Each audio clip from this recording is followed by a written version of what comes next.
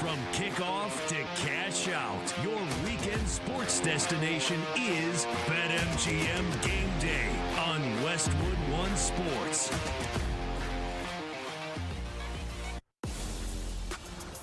Let's go. What is going on this beautiful Saturday? Not just a Saturday, but our country's birthday. 250 years young, but doesn't look a day over 246. My name is Austin Huff. As you can hear me every Saturday around this time on BetMGM Game Day here on Westwood One Sports. You can hit me up on socials at Austin Huff on Instagram, Twitter, and TikTok. And also, now normally I am in with our guy Alex Gold out of Kansas City, but he is celebrating the 4th. Very responsibly is what he wanted me to make sure everyone knows. He certainly is not, on a lake getting too deep into adult beverages. He definitely is not doing that. But filling in his shoes this week is our guy, PJ Glasser. PJ, how are you, man? Austin, I'm doing great, man. Excited to do the show with you for the next 5 hours. I love the rundown that our producer, Zach, has crafted for the show today.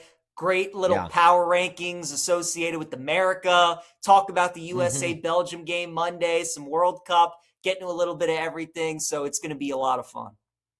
Yeah, we have got a jam-packed 5 hours with you today, most of which just celebrating this great country. My goodness, the fact that we get to live free in this country and be sports fans in it is probably the greatest gift of all. But before we get into any of that, we do want to start kind of outside this country. Granted, the game did take place in Miami, but last night there was a World Cup game between Argentina, the number one ranked team in the world, the reigning World Cup champions, and a small little up-and-comer called Cape Verde.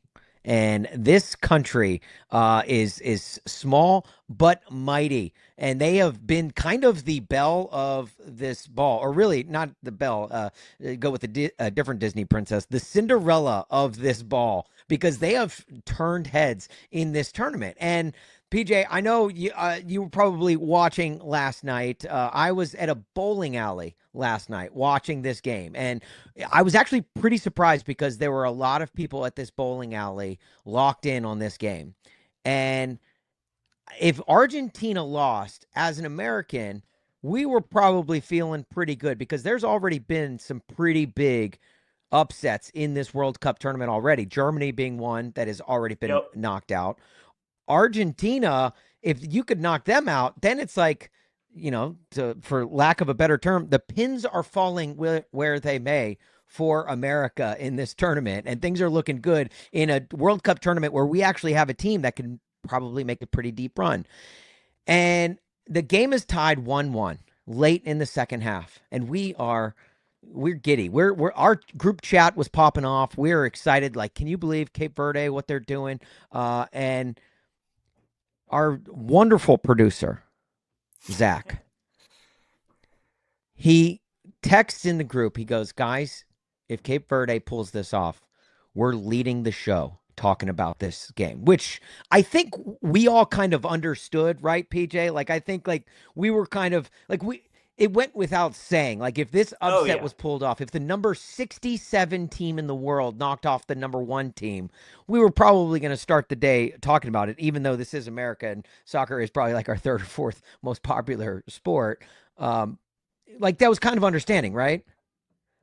Without question. I tweeted about this, Austin, but you brought up Argentina's the number 1 ranked team in the world. Cape Verde is number 67. We were essentially watching a 1 versus 16 seed in March Madness yesterday, right? Right. Exactly. If there are 68 teams in the tournament and you got a 1 versus 67, that's like when Duke plays Arkansas Pine Bluff or whatever it may be, right? Yeah, it was exactly. It was truly one of those games. It would be like for college football fans, this would be Rutgers knocking off Ohio State at the Big at the Horseshoe. That's it would be that kind of level of not very good versus literally one of the best in the world, and you knocking them off. And reigning World Cup champions, Lionel Messi is on Argentina, right? Like the best player in the world is on Argentina. And they went toe to toe with them.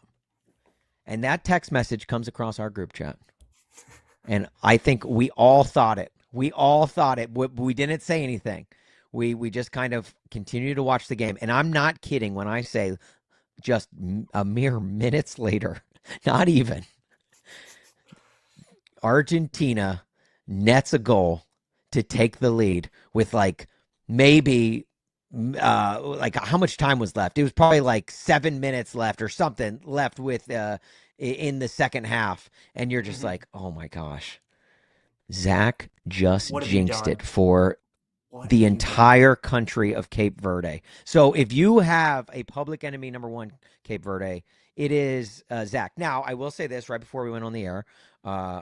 He was trying to defend himself and saying, well, they ended up tying the game up anyway. And they made it an even bill and sent the game into extra time.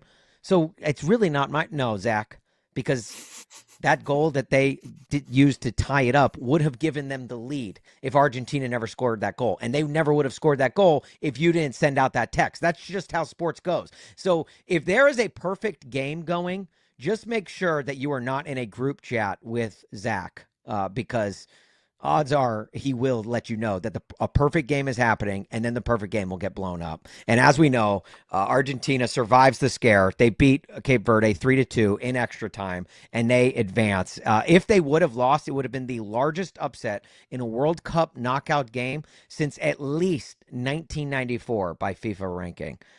We were so close to seeing one of the coolest sporting events last night. And I don't know about you, PJ, but like, I was watching that game. I was locked into that game. I had no dog in the hunt at all, but that was a fun soccer game to watch. And this has come from me, the most casual of soccer fans. This entire tournament, Austin, has been unbelievable. I feel like over the last week, I've watched certain games and I've been like, that's the game of the tournament. No, that's the game of the tournament. Because the night before, we had Portugal versus Croatia. I don't know if you watched any of that game. That one was also electric, terrific. Cristiano Ronaldo could be out of the World Cup forever. That could be his last game. And he has the penalty to tie it up. Then they go to extra time. Portugal scores a goal to go ahead 2-1. And then we all think Croatia ties it in like quite literally the last seconds of the game. And they're called for an offside and they lose in just absolutely heartbreaking fashion. But that was another unbelievably great game. And then to get Argentina and Cape Verde the following night, a game that none of us thought would be competitive, a game that Argentina was like minus 2,200 to advance to the next round. Cape Verde was like 18-1. To your point, it would have been the biggest upset probably ever in the history of the World Cup when you consider the fact that it was the world number one, it was the reigning champs with the GOAT, going up against a team that was making their first ever World Cup appearance, let alone their first ever appearance in a knockout round game. It just had all the ingredients of an unbelievable, magical upset, something none of us would have ever forgotten. And I don't think any of us will, because even though they lost, just the performance, how electric that second half was, and how electric extra time was. We got 3 goals in extra time. Just an unbelievable soccer game. And you feel for Cape Verde. And Austin, quite frankly, I really thought they were going to pull the upset. Because we've watched enough sports to know that when an underdog of that extent is going to pull off an upset, like they just get certain things to go their way. And when Messi was attempting that free kick and the goalie just Superman dives across the net to save it. Oh my gosh. Like, yes. Right? I was like, we could be up to something. And then the Cape Verde guy scores the most beautiful goal I maybe have ever seen, considering the circumstances, to tie it up at 2. That was the moment where I'm like they're winning it. Like, I'm just like, how can you not believe after he scores a goal like that? And then when Argentina went up 3-2, it was like, no, are they really going to lose? Like, they can't lose this game. They're so close. They're right there. So it was just so awesome, man. And And even still, after Argentina went up 3-2, Cape Verde had a few shots within point blank range. One sailed over the goal. One was just a terrific save by Argentina's goalkeeper. Like Cape Verde was in that until the very end. I do feel like after they scored the equalizing goal early in the match to make it 1-1, they did kind of play back on their heels, and they played not to lose, or at least, ultra defensive rather than playing aggressive and kind of attacking, which is like kind of, it's funny. Like Cape Verde started playing how America used to play in World Cups. And then once they started attacking and playing more aggressive, like America has played in this tournament this year, it made it that much greater. It just put the pressure on Argentina, and it did kind of feel like you brought up the fact that it was like a 16 pulling off the upset of one. While I was watching this game, I did kind of have those feelings in me of like I was watching UMBC knock off Virginia, right? It was very similar vibes, and I was like, I didn't have a dog in the hunt until I became the biggest Cape Verde fan you could imagine. And I'm pretty sure a few lanes over from me in that bowling alley were some Argentina fans that probably did not appreciate me cheering so loud whenever Cape Verde would score, but it made for a great night. I bowled my ass off too. I know, BJ, you were getting ready to ask me how I did. It was every frame but one. I got either a strike or a spare, and I was coming down to the final frame, and I was neck and neck with the other dad. It was another family and their girls, and my wife and our two girls were out bowling together, and we were neck and neck heading into the 10th and final frame, and our lane ran out of time. We ran out of time, so we weren't able to finish the game, and it was literally the game of my life. So I was depressed leaving that bowling alley for two reasons: Cape Verde not being able to pull it off, and myself not being able to pull it off in what was the greatest bowling performance of my entire life. I felt like Mookie Betts out there on the lanes. It was incredible. I thought you were going to say that you were bowling a perfect game, and then Zach sends the text about Cape Verde leading the show, and then you throw a gutter ball. I thought that's what was coming. I was like, Zach, you did it to Austin too? Yeah, Brutal. Zach texted the group chat. He said, "You guys know that Austin, Austin's bowled a strike and a spare in every single frame this round. Exactly. He's really killing it." We love Zach. He's a great producer. We love the entire team here. Grant and Max, we've got a really good team behind the scenes here on BetMGM Game Day, and we, like PJ said off the top, like we've got a packed show coming your way. We got some NBA to talk about. What a big week for the Celtics trading Jaylen Brown. I've got a lot of thoughts about that, as I'm sure PJ you do as well. With the what is it, the Wizards jersey hanging behind you on the wall, we got the back Bullets. There? The Bullets, the old school. Okay. Oh, the Bullets. Yes. Oh, even Bullets. Better. Throwing it way back there. But yeah, I am a Wizards fan now. So I'm actually, Austin, for the first time in maybe my adult life, looking forward to a Wizards basketball season this upcoming year. It's rare. As you should. It's rare, but we got Tabansa. Looks like AD's going to stay. We got Trae Young. So I'm actually excited. And watching all this wheeling and dealing that's going on in the NBA, we're awaiting LeBron's decision, which we're going to definitely get to throughout the show and where he ends up going. But I've always thought the NBA, Austin, if you had to break it down into three, I think the playoffs is one of my favorite season. Off season is two, and regular season is three. Yeah, the off season, I agree. It's so good, man. It really is in the NBA. Oh, I still think about the great emoji war off season of what was that, like 2013, when was it DeAndre Jordan was locked into Mark Cuban's house, I believe. Like that was just a wild offseason. Free agency in the NBA is, like I always believe that Major League Baseball has the best trade deadline of any sport, but Agreed. The NBA has the best free agency of any sport, and that includes football. Like the NBA is just a wild offseason, and that's one of the reasons why we love the NBA so much is the storylines. Like, look, you can say, like, as a guy, yeah, I don't watch soap operas. I'm a dude. No, but we watch the NBA, which is basically a soap opera where they dribble a basketball in between. Like, that is all the NBA is, and it makes for great content, and it gives us stuff to talk about. And we've got a lot to talk about with the Jaylen Brown and Jason Tatum trade. Like you said, LeBron is where's LeBron going? It feels like, we're back in 2011, wondering where LeBron's going to sign.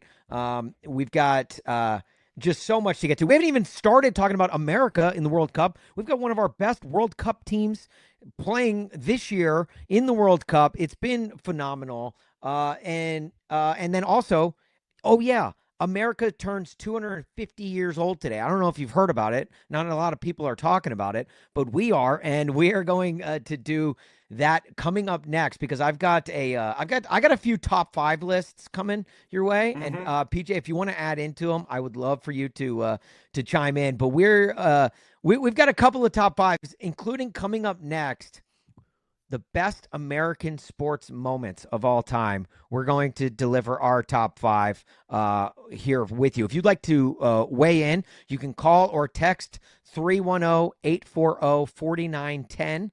310-840-4910. You can call or text that number. You can also stream us live on YouTube or Twitch. That's where you can see PJ's beautiful Bullets jersey hanging behind him. On YouTube, just search BetMGM tonight, and you will be able to find the stream there. But we've got a locked and loaded show with you. PJ Glasser in for Alex Gold. I am Austin Huff, at Austin Huff on Instagram, Twitter, and TikTok. Guys, when we come back, we got the top 5 American sports moments. Would love for you to weigh in. That's next, right here on BetMGM Game Day on Westwood One Sports. NBA.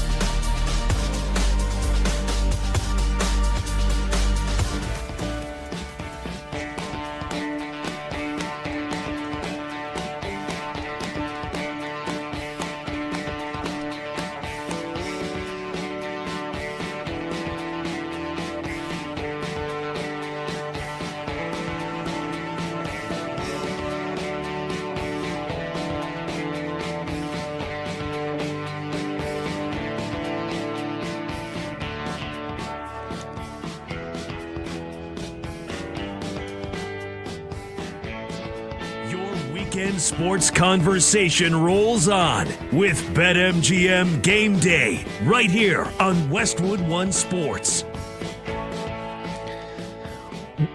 It is BetMGM Game Day here on Westwood One Sports. I'm Austin Huff alongside PJ Glasser filling in for Alex Gold on this wonderful holiday, America's birthday. Probably one of my favorite holidays out there. I don't know about you, PJ, where this ranks for you in holidays, but this is definitely on the Mount Rushmore of holidays for me.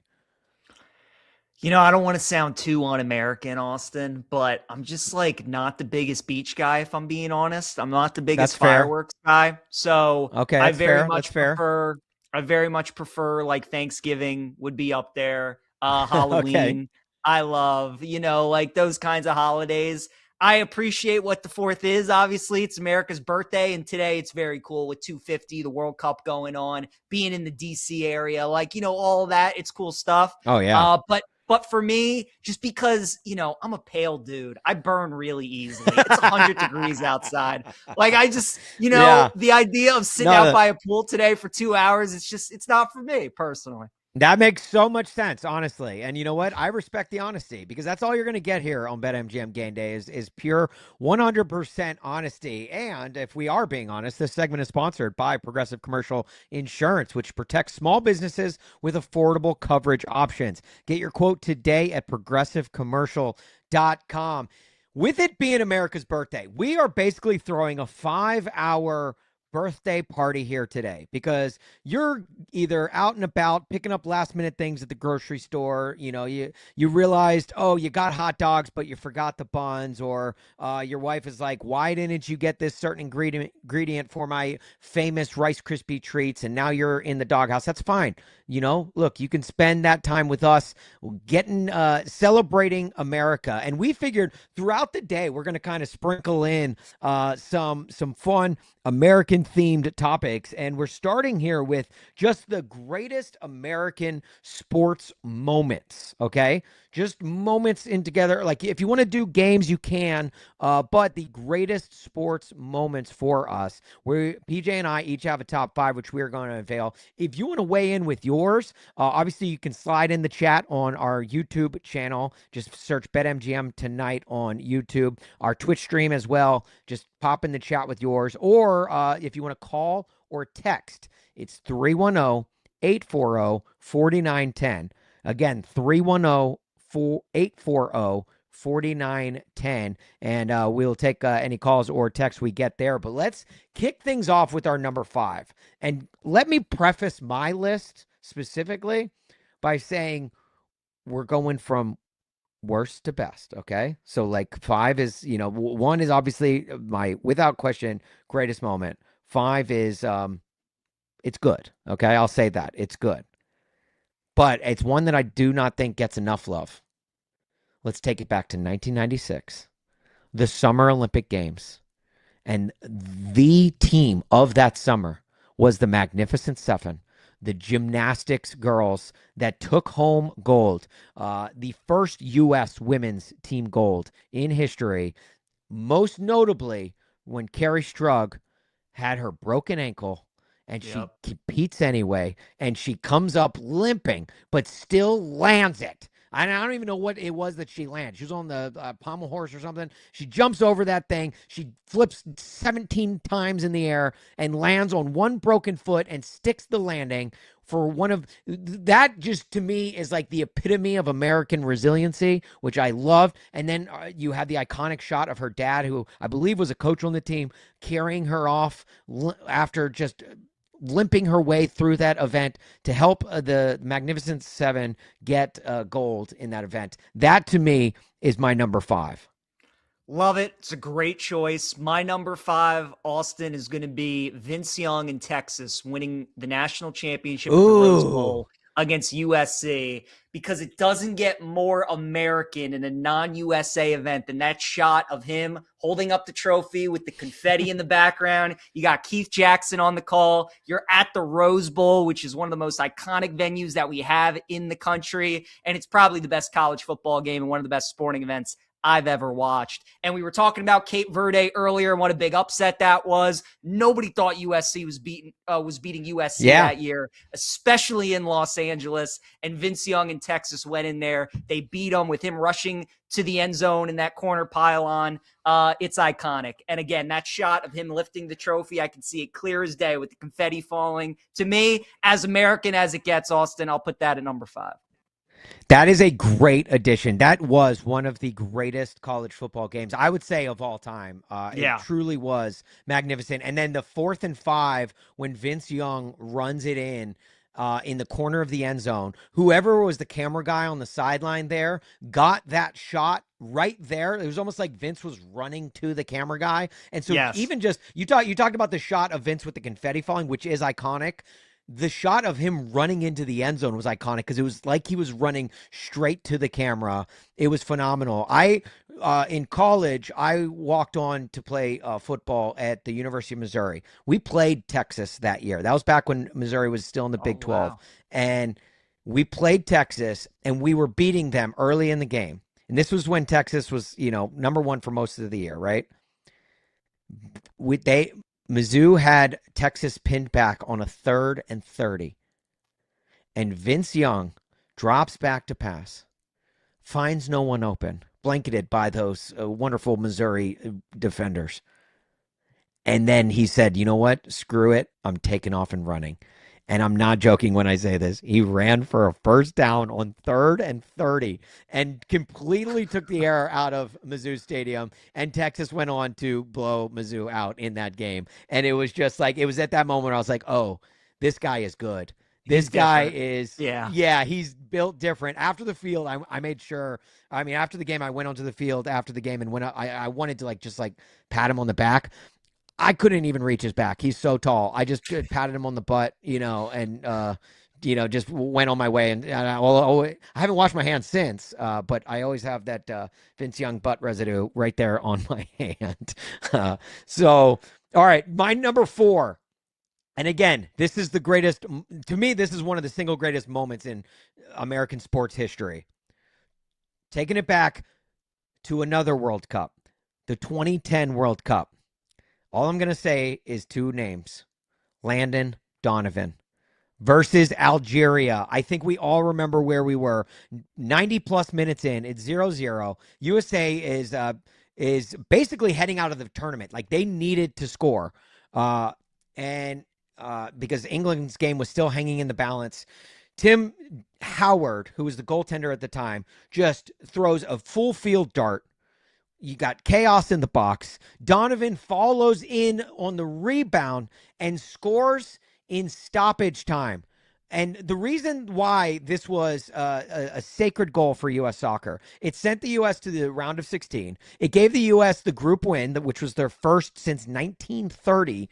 They helped explode mainstream American soccer interest. And to that point, Landon Donovan later said it was one of the first times the team realized that, oh, America is actually watching, which, I mean, you can say what you want about the popularity of soccer in America for the longest time, but like, for that team to finally realize, like, oh, wow, we do have the full support of our country behind us, was a really cool moment. And that's why I think that goal was so monumental, because it did, like, it was a very patriotic moment for all of us to just, we were all on one page, no matter where you were on the political spectrum or anything. That's one of the reasons why I love like sports so much, is because it's the one great unifier, and everyone together was so elated after that Landon Donovan goal. So that is and that's only just my number 4 on the list. I know. But a monumental goal.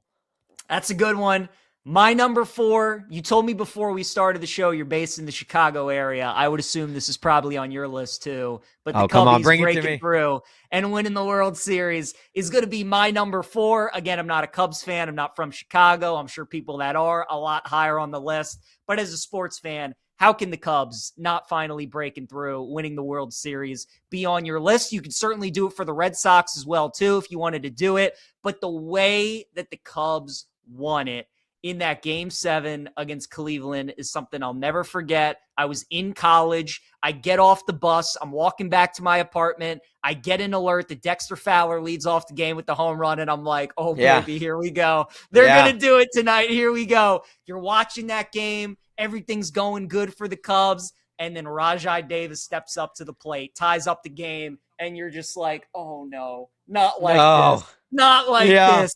Then you have the rain delay. And just, I mean, the most perfect thing ever. It was almost synonymous. It was like God was telling us all, just take a breather. Let's appreciate what we're about to witness, right? Like, the Cubs are in the Game 7 of a World Series. We're going to extra innings. They come back. Zobrist hits the double, and they ended up winning the World Series. And at the time, Austin, when I'm in college, you know, I'm living with a couple of guys that really weren't that into sports, and they're on the couch, locked in, watching the final outs with me, because you just know, right? Like, everybody just knows. It's something none of us thought we'd maybe ever see. People waited their entire lives to see it, especially in Chicago. And for that Game 7 to be one of the greatest baseball games of all time, it's just truly fitting. Again, the Red Sox coming back from 0-3 against the Yankees, breaking the curse. You could definitely make an argument, but I'll go with the Cubbies breaking the drought, winning the World Series. That's my number 4. 108 years in the making. And one of my favorite videos from that win was the video of the crowds packed into Clark and Addison, the corner right there in front of the marquee, in front of Wrigley Field. And cell service was spotty at best. And so you had one or two people get the stream, and you could just see right before they had the marquee put the score on Cubs win, you just saw it from the crowd, whoever had service and got, you know, the signal first, and it spread like wildfire, the cheers and eruption. It was truly one of the greatest. That is a great addition to the moment in sports. I am going back to the Rose Bowl for my number 3. 1999, the FIFA Women's World Cup final.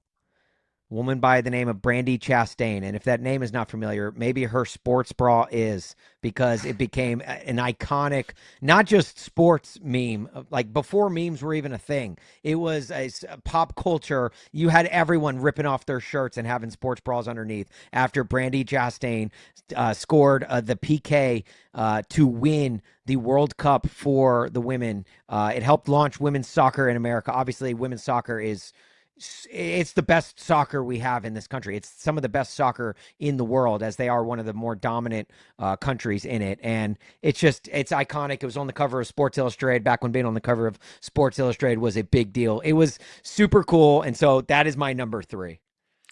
Austin, what's crazy, I wrote out my top 5 list before the show. Brandi Chastain, also my number 3 for everything. Let's go! For everything that she said. When you initially when you were giving out your number 5 and you're like, I'm going to start with Team USA. I'm like, I wonder if he's going to pull this out, if he's going to do Brandi Chastain. And then you talk about the men's soccer team, but Chastain absolutely has to be on there. That team kind of started the run of dominance that we know of now with the Abby Wambachs and the Alex Morgans and all these great players that have come through. They started it with that win against China, and that penalty kick, iconic. Like you said, has to be on the list. So that too is my number 3. And my number 2 is probably where the controversy sets in. This is going to make a lot of people start yelling at their radios or their computer screens if you're streaming us on YouTube or Twitch right now. Or if you're listening to Sirius XM channel 375, shout out to our Sirius XM listeners. I'm taking it to Lake Placid, New York, 1980. The Miracle on Ice. Team USA defeats the Soviet Union 4-3. We're talking about a bunch of college kids versus the unbeatable Soviet machine with the Cold War backdrop. And do you believe in miracles? After that moment, yes, we all do. Shout out Al Michaels on the iconic call. It is a 10 out of 10 American sports moment, but it only lands me my number 2, and you'll see why coming up very soon. But it's number 2, mainly because it is still hockey, and it wasn't our NHL hockey players. So like it was a bunch of college kids in this game. Obviously, they're legends now, but it is merely my number 2, which I know I'm going to receive flack for. But PJ, where are you going with number 2? Number 2, well, we've given out some World Cup moments, Austin. I'm going to give out an Olympics moment, and it's got to be the GOAT. It's got to be Michael Phelps completing the 8 gold medals when he did so back in 2012. It's the best, man. And look, being a guy from this area, my dad grew up from Baltimore. The Ravens and Orioles are my team. Phelps is a Baltimore guy. It's just different when he's from your neck of the woods. And to watch his entire career unfold, the 23 gold medals, the 29 medals, and then obviously winning all 8, it's something that will probably never be topped again. And he's considered one of the greatest athletes ever, period, and rightfully so. But those 8 golds, man, and that we all think of that iconic relay race against the French, where Jason Lezak came from behind and he just got the edge of his finger a tenth of a second ahead to keep it going. It doesn't get any better than that. That is one of those videos, Austin. When I see that come across the Twitter timeline with that relay race video, I immediately stop what I'm doing and I watch that 2 minutes and 16 seconds every single time. And no matter how many times I see it, it always makes me smile. It gives me chills. And it's just like, it's the best, dude. I'll never forget watching that in real time. And anytime I watch a clip of that, it's still as good as it was when you watched it in person. So Phelps winning his 8 goals and that relay race just doesn't get any better. So that'll be my number 2. Phelps is the GOAT of arguably of all of Olympic athletes, but certainly of swimmers. All right, PJ, I'm gonna change things up. I'm gonna actually have you go first with your number 1, and I'm gonna round things out right after you. So your number 1 American sports moment on America's 250th birthday. Got to be the Miracle on Ice for everything that you said. You know, it's just, it's the best. The movie as well. One of the best movies. So good. But you know, it's of probably all the sports moments, Austin, I was never alive to witness. That one is at the top, you know, just to be able to see what that was like, how it galvanized the country. And And it's just the Soviets were unstoppable. They were unbeatable. And for a bunch of like college kids to knock them off, just unthinkable, unimaginable. So it's got to be. And to have a name like the Miracle on Ice, that's tough. Yeah, to beat, right there. You know, for a name, yeah. That's a pretty sick name to have. You give something a name. You give something a name, and it is, it certainly makes it that much sweeter. Now, look, we don't do honorable mentions here on BetMGM Game Day because there's no honor to mention. But if we did, USA beating Canada to win the gold this past winter, needs to be mentioned as one of the greatest moments. It was truly incredible, especially to beat Canada at their own sport. I mean, I did a whole rant on it on this show after the fact, which is just fantastic. So, but my number one top American sports moment of all time.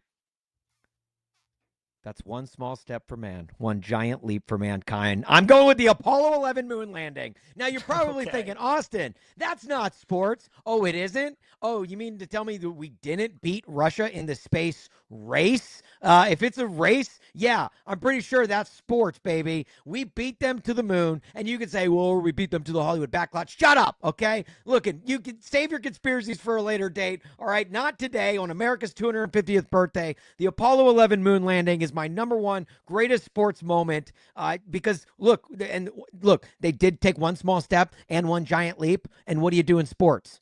Both of those things, okay? So Buzz Aldrin, Neil Armstrong, and the other guy, I don't remember. Look, you guys are all get my number one sports moment in our top 5 American sports moments. We're celebrating America all day today for America's 250th birthday. But coming up next, we've got the list, things that grind our gears. We do it every week at this hour. And if you've got something that's really bothering you or grinding your gears, again, call or text 310-840-4910. 310-840-4910. We're going to add things to the list. He's PJ Glasser. I'm Austin Huff. Coming back next with on BetMGM Game Day on Westwood One Sports. This is BetMGM Game Day on Westwood One Sports.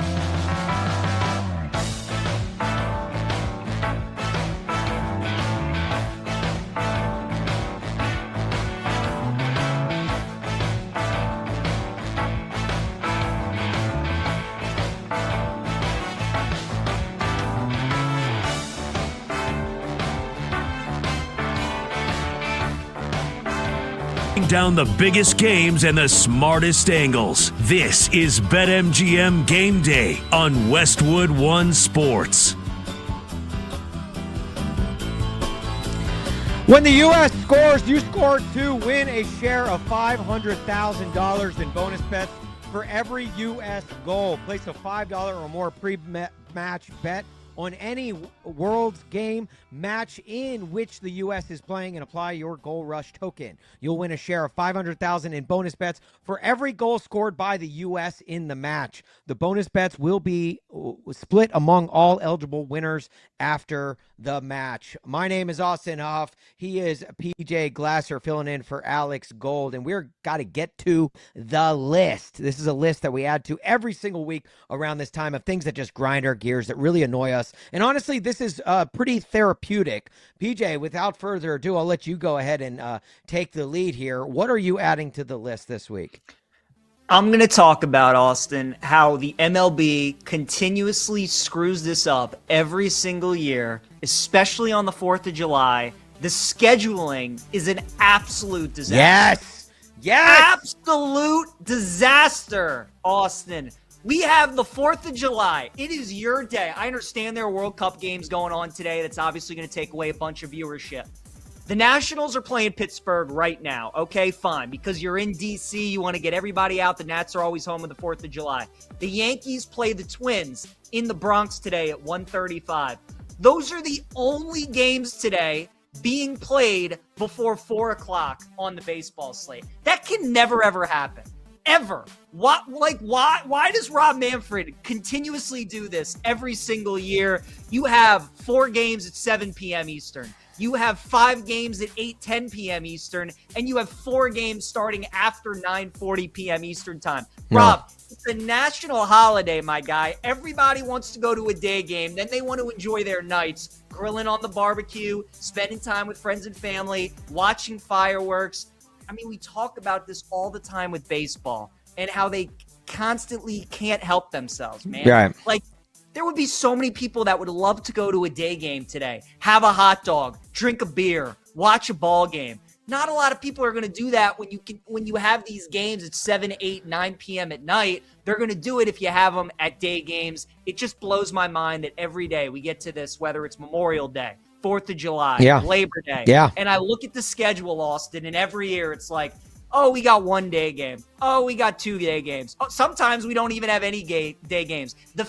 My favorite is on holidays when not all 30 teams are playing. That is the real one. Yeah. Like, oh my gosh. What are we doing? But it just, every year we all talk about it. It makes no sense. And it's one of the things that just bothers me the most. The schedule for Major League Baseball, Austin, on major holidays, I'll never understand it. Add it to the list. It is added to the list, and it's a great addition to the list. I love baseball. Baseball is my favorite sport. It is. I love the sport so much. I hate what Rob Manfred, I just hate his leadership. I think he has done some good things. Reluctantly, I'll admit, pitch clock, those sorts of changes that I was pushing against have been better for the sport. But own the holidays, dude. You're the only show in town over the summer. Own the holidays. Football has to compete with basketball for Christmas Day. You don't have to compete with anyone for 4th of July. Own it, dude. That's a great addition to the list, PJ. The thing I am adding to the list isn't necessarily sports-based, but it is people who film fireworks shows with their phones and or post them to social media. You know what they say every day on 4th of July? Let freedom ring. And speaking of rings, maybe put the phone down for the fireworks. People who film fireworks videos on their phone, and even worse, when they post to social media, you're being added to the list because you think you're Spielberg, but really you're the director of the new Supergirl movie. Like, you're just filming something that nobody's going to watch. Hell, even Michael Bay doesn't want to film that many explosions. Nobody is going to watch your video of the fireworks. Not even you. It's going to sit on your phone unused and unlooked at, like the photos of your car insurance ID card and the videos that you accidentally took inside your pocket. I'm telling you, the next person who goes back and watches the fireworks show they filmed from last year will be the first. Nobody has ever been sitting around on the couch in October thinking, oh man, what should we stream? Like Netflix? Should we watch that new off-campus show? Oh no, let's go back and watch Steve's 6 minutes vertical video of the fireworks from a county fair back on the 4th of July. Fireworks videos are the concert videos of holidays. We all convince ourselves this memory is so important that it must be preserved forever, and then it immediately becomes digital clutter. And the best part, the people filming are seeing the fireworks through their 6-inch screen instead of, the 3-dimensional lens that they have in their own eyeballs. Congratulations, you traded a real memory for a video that has 14 views, and 9 of those were you just checking to see if the sound works. So filming fireworks makes you a fire dork. So people who film fireworks and then post to social media, you're added to the list. It's a good You're one. the worst. It's a good one. I like that. It's not even something I'd ever consider, but you're so right, especially with things like this, that in the moment you think, oh, it's going to be cool. I'm going to record these fireworks. And like you said, you'll never watch it again. 2 days go by. You'll never think about it. You'll never watch it again. It's a great point. And hopefully it just sits in your phone. It just sits in your phone unused. And again, my apologies to Supergirl. I did not mean for you to catch a stray during that rant, but it should be a good movie. But the DC universe has just not done the best things with their movies. Hey, we have got even more jacked American talk to get to, including, that USA World Cup win against Bosnia-Herzegovina, or however you say it. We're going to get into that and what lies ahead with that massive red card coming up next right here on BetMGM Game Day on Westwood One Sports. This is Westwood One Sports.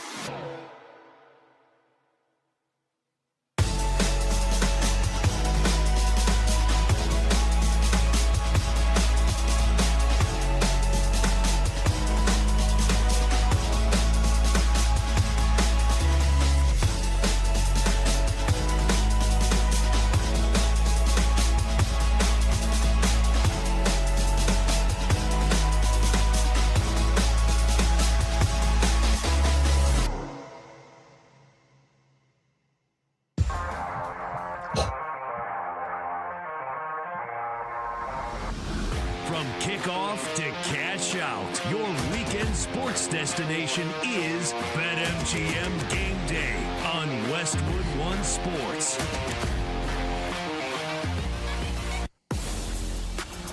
Hour 2. The time is flying by here on America's 250th birthday, right here on BetMGM Game Day on Westwood One Sports. I'm Austin Huff alongside PJ Glasser, who's filling in for Alex Gold. You can hear us every Saturday around this time, 11 Eastern to 4 p.m. Eastern, breaking down the biggest and best in sports. And I don't think you can get much bigger than our U.S. men's soccer team right now. It is their summer to be had.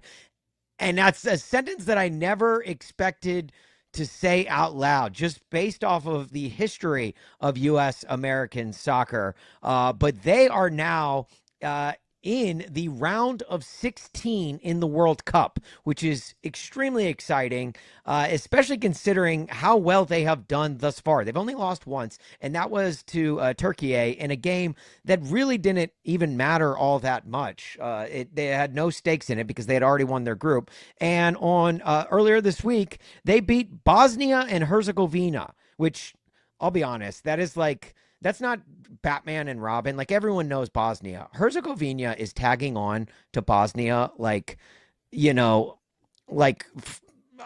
would be like Austin Swift tagging on to Taylor Swift, right? Like, it's like everyone knows Bosnia. No one knows Herzegovina. You're just in it to try and get some clout out of the whole ordeal. But they are hyphenated in it, so we do have to say the name. And USA won a 2-0, or excuse me, a 2-0 final. You can see my soccer casualties are coming out in this segment.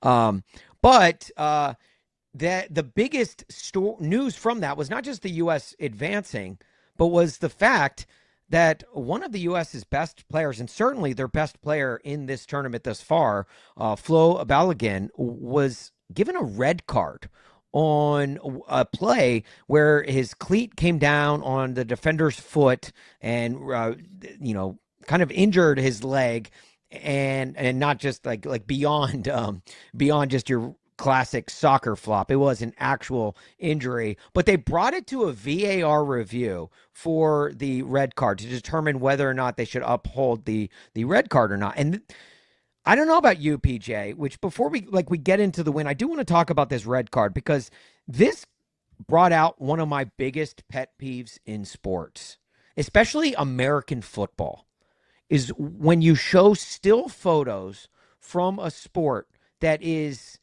incredibly fast. Things happen quickly, snap of your fingers, and a guy could be 5 feet away from where he was originally standing, which is why I don't think, you see it a lot on Twitter of look at how wide open this wide receiver was on this route. Well, yeah, in a still photo, he looks wide open, but when things are happening fast, that cornerback is running at a very fast speed to catch up to him. So meaning he may not have been as wide open as he looks in this still photo. Well, that's what they did with this VAR review. And when you slow it down or take a still photo from it, yeah, it looks egregious. It looks like Flo was trying to absolutely injure his opponent that was going up against him for the loose ball. But when you watch it in real time, it doesn't look bad at all. And it looks even far less egregious than a play that Lionel Messi was tied up in earlier in the World Cup, where I think he just got a yellow card, or he didn't get any card. Get a yellow card. He didn't get any card in it, and here Flo is getting a red card, which eliminated him for the second half of that entire match. And now because of red card rules, he is suspended for their game against Belgium on Monday. And this is one of America's best players. It's just very frustrating when we have the technology to get things right, and even when we have that technology, sometimes they still don't get it right. We see it in American football all the time. Maybe a toe drag along the lines, and you're like, oh, well, he's clearly in. And then they go to review, and they come back, and they uphold the wrong call that was made. It's just very frustrating. And now I'm kind of sick to my stomach knowing that America has to go in against Belgium in this round of 16 without Balogun. It's really tough. What I've been saying all week, Austin, that has bothered me the most is Balogun picked up that red card in the 60th minute of the match. Prior to that, there wasn't any cards given out the entire match. And then you go ahead and you make that a red card, which is not like clear and obvious. There are some people that think it is. A majority of people think it's only a yellow. But for that to be the first card that you give in the match and to make it a red, I think is the part I have the biggest issue with, because throughout the game, people were posting a ton of clips. You were seeing highlights of all the grabbing that Bosnia defenders were doing. You know, the U.S. easily could have had a penalty kick. Balogun could have had a penalty kick in about the 30th minute or so in the game. There was nothing that was issued. So the referee was setting the tone of the game that he was letting these guys play a little bit. He was letting them get away with contact, and you were going to have to do something really egregious to get a yellow card, let alone get a red. Like you said, when you slow it down, it looks really bad when he steps on the guy's foot. But the Bosnia player didn't miss any time. He played the rest of the match. It's not like that injury prevented him from playing the rest of the game. And we all know what an ejection looks like in sports, whether it's basketball, baseball, football. We all know what warrants an ejection. And there's just no way that play that Balogun made should have been ejection worthy of that. He's not seeking out the dude. He's not trying to injure him. He's not using any incidental forcible contact. It's unfortunate. The ball takes a bad bounce. He steps on the guy's foot as he's trying to make a move. And as the ankle's twisting, it looks really bad. To me, the ref, the fact that he didn't pull out a card the first 60 minutes of the game makes that a red. And then after that, Austin, he started to pull out quite a few yellows the rest of the way. Bosnia players started to pick up a couple of yellows. It's like, oh, now all of a sudden, because you pull out a red, now you decide you want to pull out maybe more cards to try and even things out a little bit, maybe some more makeup calls on Bosnia. That was my biggest issue, and it does suck because we were rolling. Balogun's our best player. He was one of the top strikers in the tournament. I still think they can beat Belgium without him, but it's just a shame that he might not get the opportunity to play again in the World Cup for something that really didn't deserve to be an ejection, in my opinion. For my soccer casuals out there, when you do get a red card, you do have to play with one less player. It's not like someone else subs in. So America played with 10 men on the pitch for the rest of the game, and were able to notch one more goal. That was kind of the nail in the coffin. But Balogun, as PJ mentioned, has scored 3 goals and 4 shots on goal in the tournament thus far. He has been, like Christian Pulisic, I think we can all agree, is America's best player. But with his lack of availability due to his injury, Balogun has really stepped up and kind of been the guy for America. I agree with you, PJ. I do think America should still win against Belgium on Monday without him, but it just kind of stinks, especially considering like we just got done watching Victor Wembanyama, throwing elbows and doing way worse egregious stuff on the basketball court to no ejection. And look, I love Wemby, and I love his his tenacity and his like the way he plays. I'm one of the few that enjoys watching Victor Wembanyama play, but he gets nothing. And here Balogun literally just doesn't. If you watch the play in real time, you wouldn't think anything of it. But when you slow it down and when you view it from a lens of like slow motion, it can look egregious just by the way he lands on the other dude's ankle.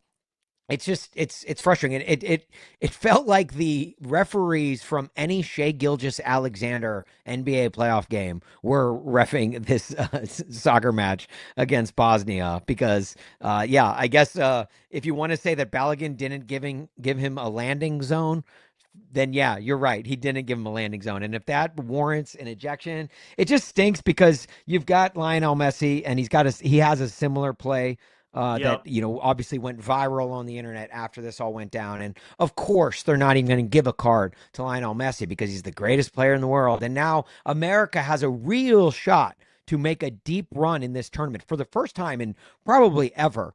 and they've got a really good team. They're playing great. Russell Crowe is their head coach. It's just phenomenal. And they can't even like even when they've got things rolling their way, they can't catch a break like this. It's frustrating. Look, is there some corruption there with FIFA? Look, I'm not saying there is. I'm not saying there is. But you also can't rule it out of the picture just given the track record of FIFA. But I mean, any corporation that won't even allow you to have logos on your stadiums right there because of so much money that is being pumped in and out of the system should go to tell you something. But I'm excited for Monday. I do think looking ahead to play Belgium, it does look it looks good. Now, if they're able to get past Belgium, if you want to really look ahead, which I know is it's really the Zach Kroll, our producer Zach thing to do right here, where, he's sending the text out before the game is even over. If you want to look ahead, if they can get by Belgium, then they've got the winner of Spain and Portugal, which it's going to only get tougher from here on out, as you might imagine in the World Cup. But I mean, I'm feeling pretty good about their draw for Monday night. What about you, PJ? I can't wait, Austin, for Monday. I love the fact that everybody's running with this idea that it's Monday night football is what we're calling it out there in Seattle, which is going to be a lot of fun. So I actually think the fact that the game is in Seattle is a huge advantage for the U.S. Of all the stadiums I think they could play a home game in that would give them the biggest crowd support, it's the 12th man. I mean, that's what they call themselves. Yeah. We all watch the NFL. We know what Seattle's like for a playoff game, what it's like for a big game. The Australia game when they played them there in group stage was terrific.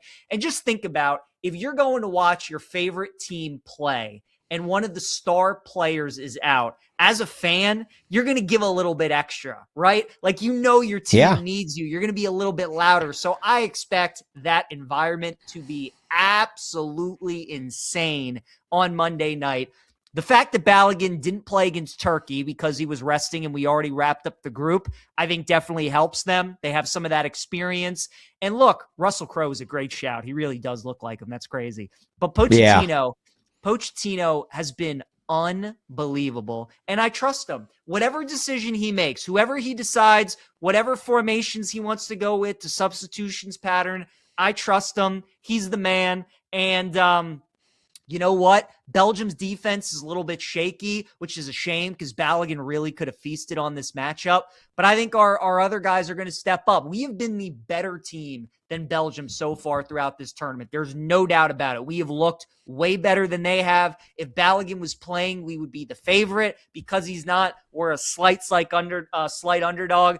But I think this game's going to extra time. I kind of think this game's going to penalties. And Austin, my favorite bet is the U.S. to win in penalty kicks at plus 1250. I think that's what's gonna happen. So I think this is gonna be an absolute doozy of a game. I can't wait. Environment's gonna be off the charts, but I think we are the better team. And I was hearing somebody from ESPN report on this that a lot of the guys after that Bosnia game went over to Balogun and told them that they're going to get another game.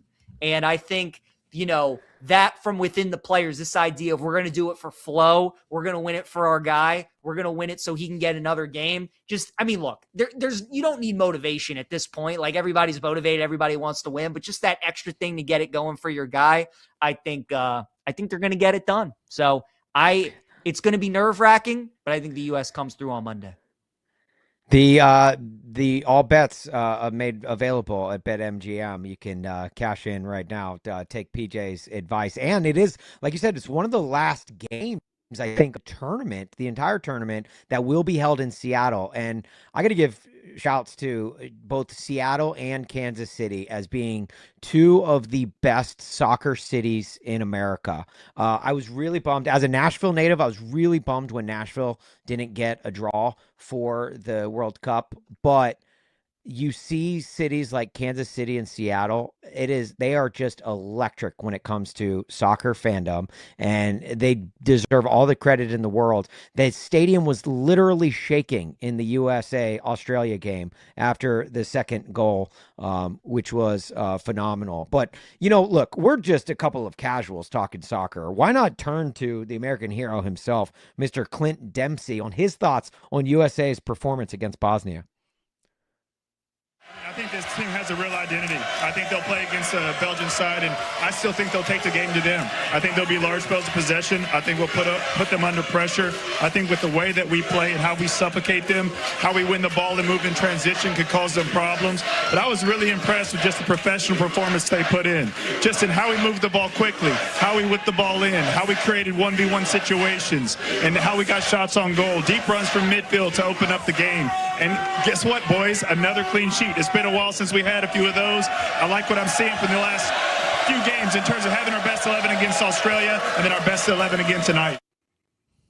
That sound comes courtesy of Fox. That's Clint Dempsey there, breaking down Team USA's performance. And speaking of our head coach Russell Crowe, it is nice that he now, I'm pretty sure, has all of the words down to John Denver's "Take Me Home, Country Roads," which is great, because he's not from America, right? He's Argentinian. So the fact that he has that song on lockdown really tells me all I need to know about his buy-in to this team. And it's great to have, look, we've been pulling our hair out as U.S. soccer fans with the head coaches that we've had over the last, 10, 20 years, to have a guy with this sort of buy-in and having the team playing this well. And now you're going up against a team like Belgium. Listen, you better stay away from every Belgian waffle you see this weekend. All right. If you're brunching tomorrow, you better not order those Belgian waffles. If anything, you order them, you throw them right on the ground. Okay. Because you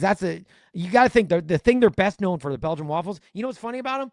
They weren't even made popular until 1964 World's Fair, which was held in New York. Okay, so even the thing you're most known for was made most popular in our country. And Belgium, most known for having over 1,000 beers in their country. Yeah, because so far none of them have been able to help Belgians numb the pain of living in Belgium. All right, so the trash talk has already started. If you want to join in with your Belgian trash talk, we'll accept it all day here on America's 250th birthday. We're celebrating all afternoon long here on Westwood One Sports, and we hope you join us. If you want to get in, our talk and text line, 310-840-4910. Again, 310-840-4910. And when we come back, we got another top 5 list for you, baby. We're going top 5 American-born athletes. Weigh in with yours. We're going to weigh in with ours. He's PJ Glasser. I'm Austin Huff, right here on BetMGM Game Day on Westwood One Sports. BetMGM Game Day. The action starts here. Westwood One Sports.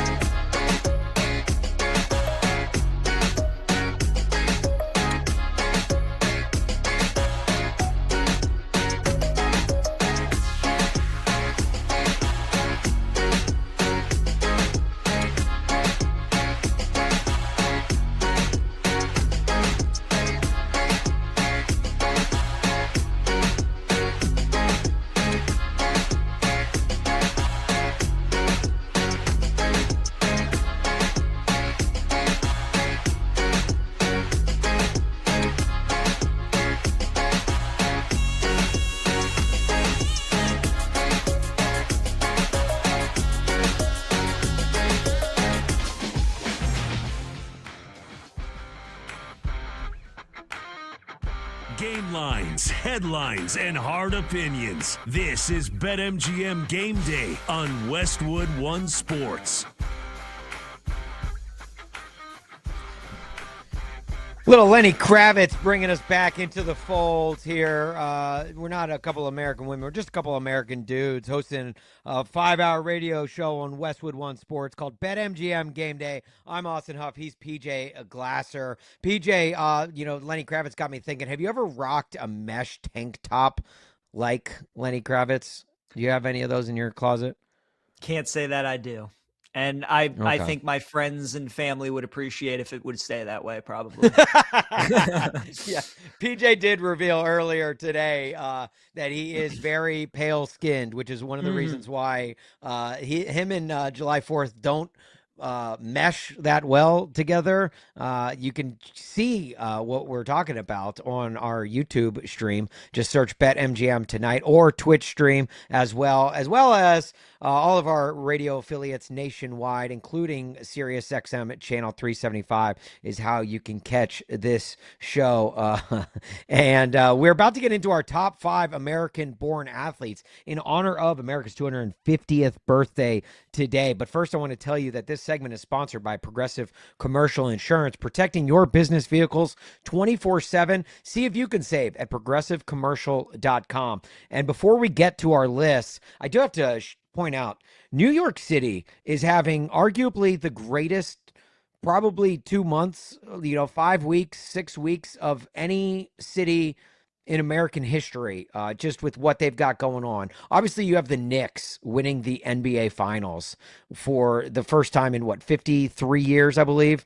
Yep. Just an incredible run that they made in the playoffs and coming back in just about every game against San Antonio. Phenomenal. But then we find out that arguably the biggest pop star in the world, and certainly the biggest female singer in America, Miss Taylor Swift, is hosting her wedding at Madison Square Garden, which we may or may not get to later on today because there is so much there, including the number of stars that were there.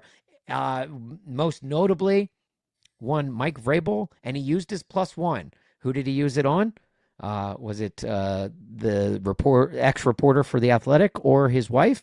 We will reveal that coming up later. But then this week you had the couple getting engaged on top of the Empire State Building, which was, I don't know how locked into that you were, PJ, but it couldn't have been near as locked in as I was, because that story had me absolutely fascinated. I am terrified of heights, so I have to live vicariously through people like that. But I don't know. Are you married, dating, PJ? What is your relationship status? Single as of now, no. Single. Mhm. Okay. All right. So I can tell you this. I am married, been married for a long time. My proposal wasn't near as elaborate as climbing up to one of the world's tallest towers to drop down on a knee. Does the guy know that there's a lot easier ways you could propose? Like, you don't have to go to not just the observation deck at the Empire State Building. We're talking the spire at the top, like the lightning rods where only guys go to change light bulbs up there. Like, that's the only way you can get up there. Could you ever climb up that high, PJ? Are you scared of heights?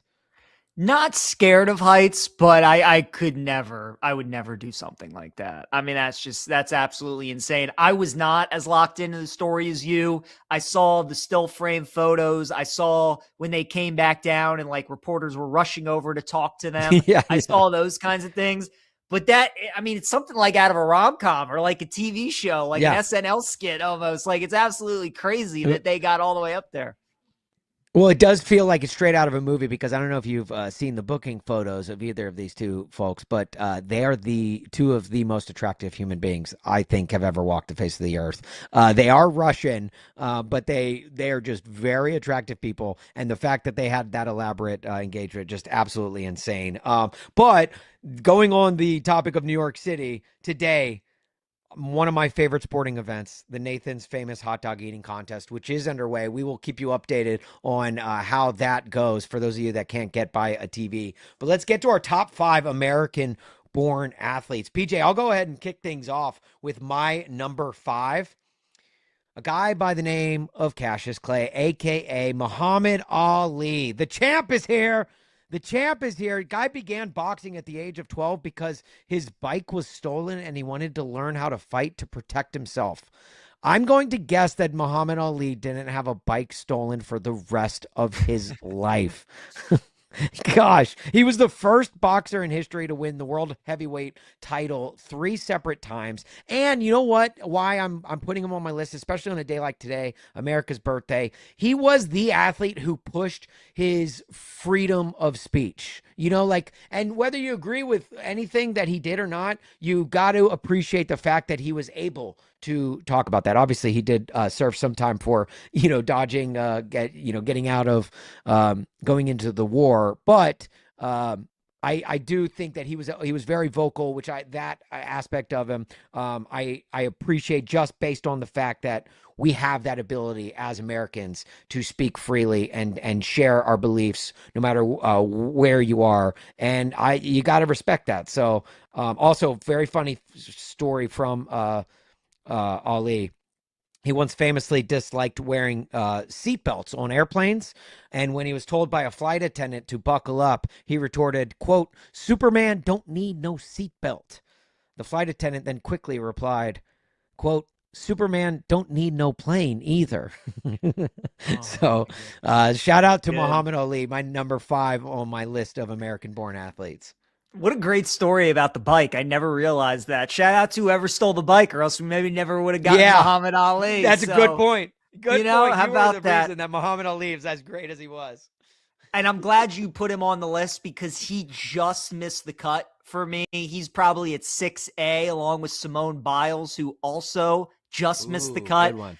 But I'm going to go with Serena Williams, who I believe is the greatest female athlete of all time, the greatest women's tennis player of all time. She actually made a return to Wimbledon this week at 44 years old, which I think was pretty surprising. But 24-time Grand Slam winner, just absolutely so dominant, an incredible athlete. And again, it was like her, Ali, and Simone Biles, but I'll give the tip of the cap to Serena, because she, I believe, is the greatest women's athlete I've ever seen. My number 4, we're going to take it to a certain sector of the country, but is a sector of the country in which I grew up, so I have to put them on my list.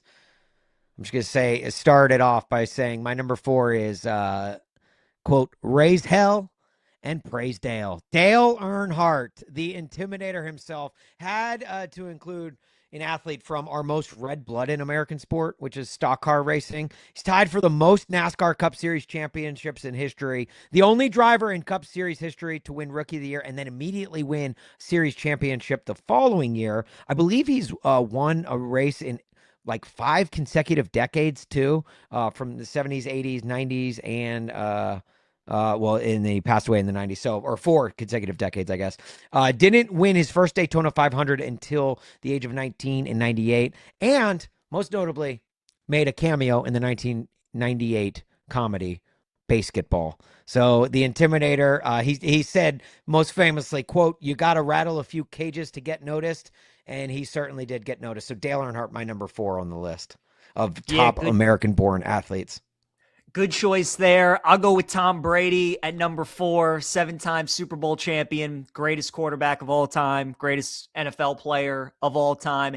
From an athletic standpoint, there have been a lot better athletes probably that can jump higher, run faster, but you're talking about the most important position in team sports, maybe the hardest position in sports to play, the quarterback. And to win 7 Super Bowls and be as dominant as he was early in his career and late in his career, that longevity is just unmatched for TB12. So I'll put Tom Brady at number 4 for me.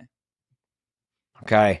If we're talking American-born athletes, I think we have to turn it to America's first most beloved national pastime of baseball.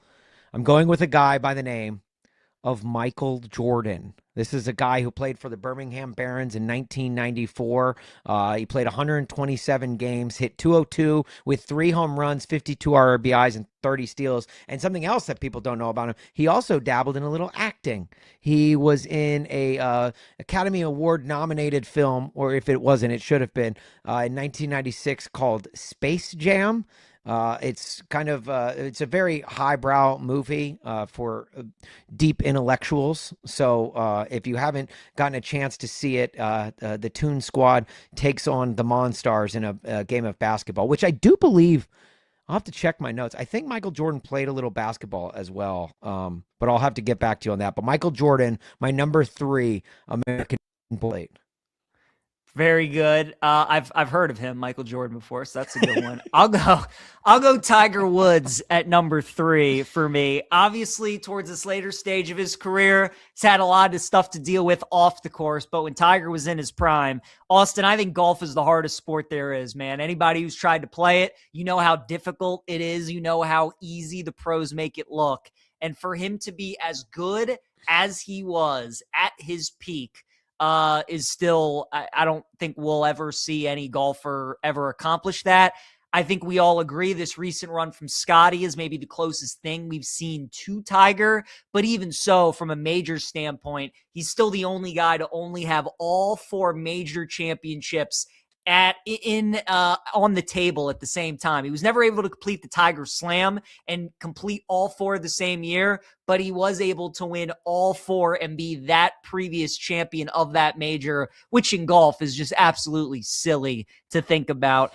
And you know, in this day and age, when you have the guys like DeChambeau and Rory and all these guys that are bombing it like 340, 350 off the tee, Tiger was really that first guy to bring length to the game of golf and just be like this freak athlete that the game of golf had never seen. So as maybe, you know, some of this newer generation really hadn't seen what Tiger was in his peak, those late 90s, early 2000s, I mean, that's the greatest golfer that any of us have ever seen and maybe will ever see. So I'll put him at number 3. Yeah, hand raised. I kind of took his prime for granted. And now the further we get away from it, the more I realize just how difficult it was to do what he did.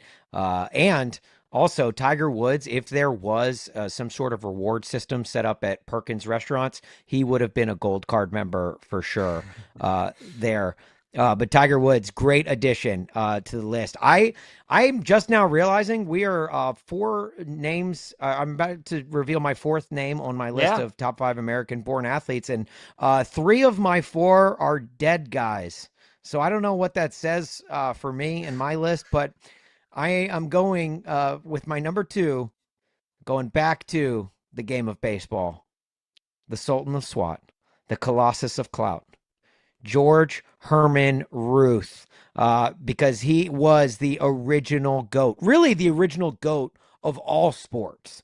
If you think about it, if you thought of anything, you always refer to them as the Babe Ruth of what? The Babe Ruth of this, the Babe Ruth, like his name is just synonymous with that and a delicious candy bar as well. Don't sleep on it. But Babe Ruth, the Boston Red Sox sold his contract to the New York Yankees in 1920 for $100,000, which Red Sox owner Harry Frazee famously used to finance a Broadway musical called No No Nanette. So I also think he might be the only athlete in history whose rights were sold to for a musical. So Babe Ruth is my number 2 American-born athlete. Did it all on hot dogs and beers back in the day.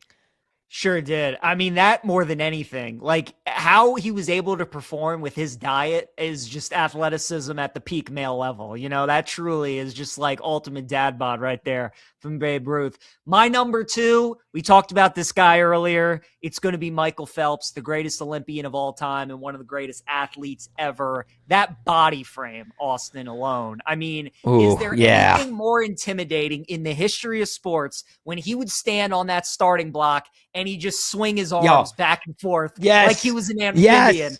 And you just knew right there you were cooked. It was over. Yeah. I've heard it was like a phoenix flapping its wings. It's absolutely great comp. Great call right there. It's just like, I mean, he was a freak of nature. I've heard him talk about videos where he went 4 straight years without missing a day. 365, 4 straight years, regardless of how sick he was, what was going on. He trained 365 days a year for 4 straight years. It's not an accident he was successful as he was, and why he is one of the greatest athletes ever. 23 gold medals, 8 in that 1 year. He's the best, man. But yeah, that when he would flap those arms back and forth, just you as Americans, we all knew it was over, and I'm sure the other participants did as well. I'll put Phelps. Yeah, it was like seeing Tom Brady on the sidelines putting his head down, right? Like you knew it was over at that moment when you saw that. All right, PJ, I'm going to turn to you for your number 1 before I reveal my number 1. So what is your number 1 American-born athlete?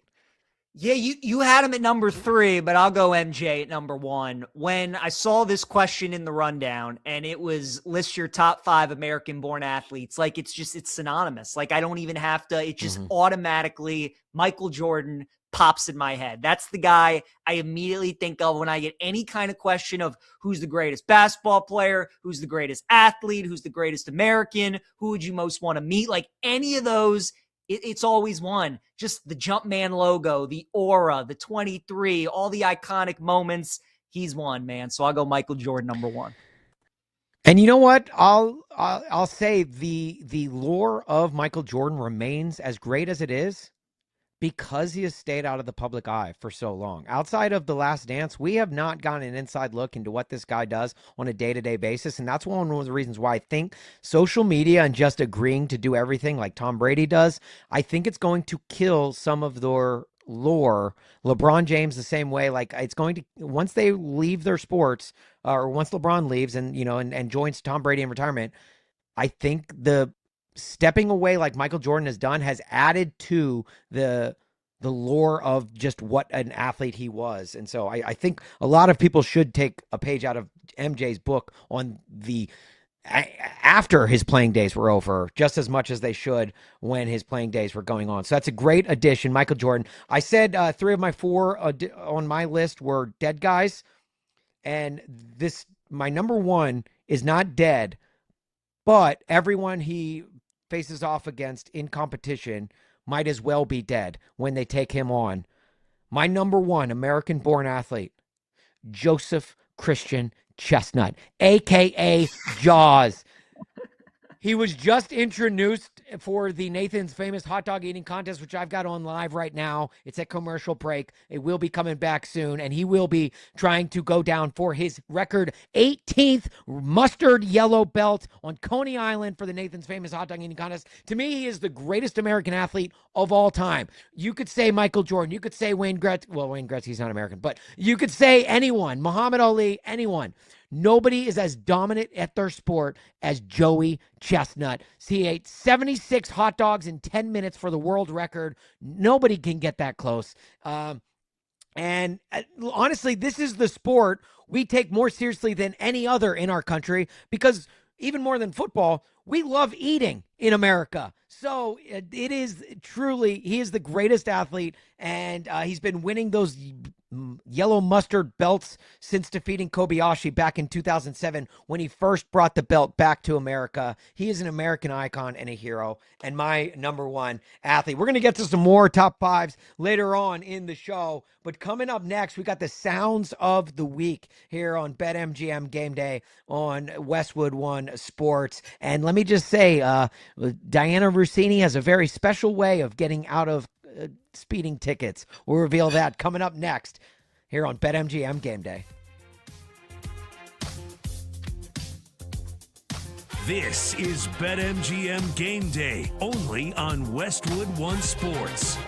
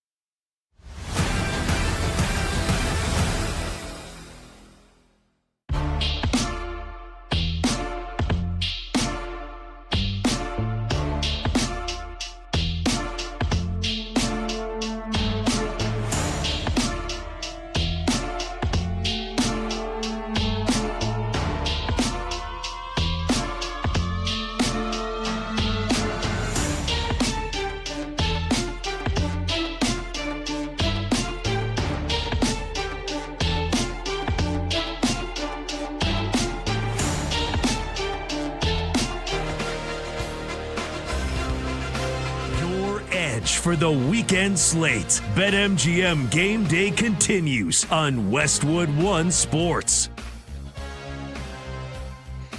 Happy birthday, America. 250 years old, but doesn't look a day over 246. This is BetMGM Game Day live on Westwood One Sports. Thank you to all of our radio affiliates across the country, as well as our friends on Sirius XM channel 375. And for those of you watching on our YouTube and Twitch streams, just search BetMGM tonight. You can see not only my ugly mug, I am Austin Huff, but you can see the beautiful, beautiful glowing looks of PJ Glasser, our guy filling in for Alex Gold, who's a lot easier on the eyes than Alex. And don't tell Alex I said that when he returns next week. But we are, I do want to say this before we get to the sounds of the week. We are in the middle of the Nathan's famous hot dog eating contest. About 4.5 minutes left to go. Joey Chestnut has already scarfed down 46 hot dogs, which is 12 better than the second place contestant, Webb, who has 34. So my man is sweaty. He is stuffing his face full of dogs, and he's got, he's just dripping. I honestly, it's probably a mix of both water and sweat, as you know that they love to dip the hot dogs in those things. But he is well on his way to another 70 spot on the Nathan's famous hot dog eating contest. Obviously, my number one American-born athlete, if you just heard the last segment. But let's get to some sounds of the week, and we start with Diana Rossini. Where you been, girl? It's been a minute. She got some sound went viral this week of her getting pulled over by a cop and using an interesting strategy to try to get out of a ticket. So, you're not going to care. I'm an NFL reporter. I just broke that Sean McDermott got fired from the Bills, and that is what I was just sending to send a tweet. I was going to pull over because I have to make calls. Okay. I know you don't care, but I'm just letting you know my reason why. Okay. It was a work thing, and it was an emergency for what I did. Like, I'm shocked that they fired me. I cannot believe it. You know who was on the phone with? Who? Brian Gable. He's the boss of the job. Oh, okay. So you can make the next. Are you a fan of Giants or Jets? I'm not a fan of either. So. What is your team? I'm a Vikings fan, unfortunately. Let's see it. Can you see the name? Oh my God. KOC? See what I said? Look what I said to him though just now. Go to the bottom. Oh my God. Wow. Pretty cool. Dude, I love the Vikings though. They're awesome. Chaos is awesome. Yeah. He seems like a Your dude. quarterback sucks though. Yeah. So he's got to get it. He's got to fix it. What a terrible Dude, that's look. crazy. In a year of bad looks, I don't know what's more cringe. That playlist she put together on Spotify in the midst of Mike Vrabel's 7-game losing streak when he was with the Titans, or this, the "do you know who I am" essentially when getting pulled over for a ticket. PJ, I don't know if you've ever been stopped for speeding. I have a few times in my life, and I usually just go the route of trying to be overly polite, and it has worked for me before, where I got a cop going 20 over, and a cop let me go just because I was overly polite. I was just like, "Yes, sir. Yes." They love to be called officer. You say, "Yes, officer. Thank you, officer." And you're just overly nice, and and he let me go. So that's what I use. I would never pull out the hey, I host a country morning radio show every day. Do you want me to get Jordan Davis on the phone? Do you want me to call up Luke Bryan and see if I can get him to talk to you? That is just so cringe, in my opinion. I mean, it just goes everything against like this profession. We're lucky to do what we do and be able to talk about sports and interact with coaches and athletes, and using that to get out of a ticket is pretty insane. It's also insane, Austin, just like with every month that goes by, all the videos that come out with Diana Rossini and related, and just each one is worse than the other. It's kind of nuts. But just even listening to that again 2 minutes ago, it's kind of crazy that she did that. Yeah, it's not a great look. And meanwhile, God love I'm not gonna say God love Diana Rossini, but she is kind of getting the brunt end of this whole scandal. Meanwhile, Mike Vrabel is attending Taylor Swift's wedding with his wife as his plus one last night. It's Mike Vrabel, absolutely no. If anything, he's getting standing ovations when he goes to Patriots events. It really is. It's kind of messed up how one of the two people involved in this scandal has skated, and the other is, losing her livelihood and consistently getting beat down on because of things that she's doing. But using that move to try and get out of a ticket is just, I mean, that's ratty. That is rat type behavior, and it's a shame that I don't know. It just gives me the ick to the nth degree, and I hate to see it. But we do have some sound from Bill Simmons, which we're going to get to on the other end, because we have got a cut for break. But when we come back, we're going to talk Jalen. We're going to talk LeBron James. We're going to get into some NBA because they are having a week right now. And you'll catch that here with PJ Glasser in for Alex Gold. I am Austin Huff. We are BetMGM Game Day on Westwood One Sports. This is Westwood One Sports.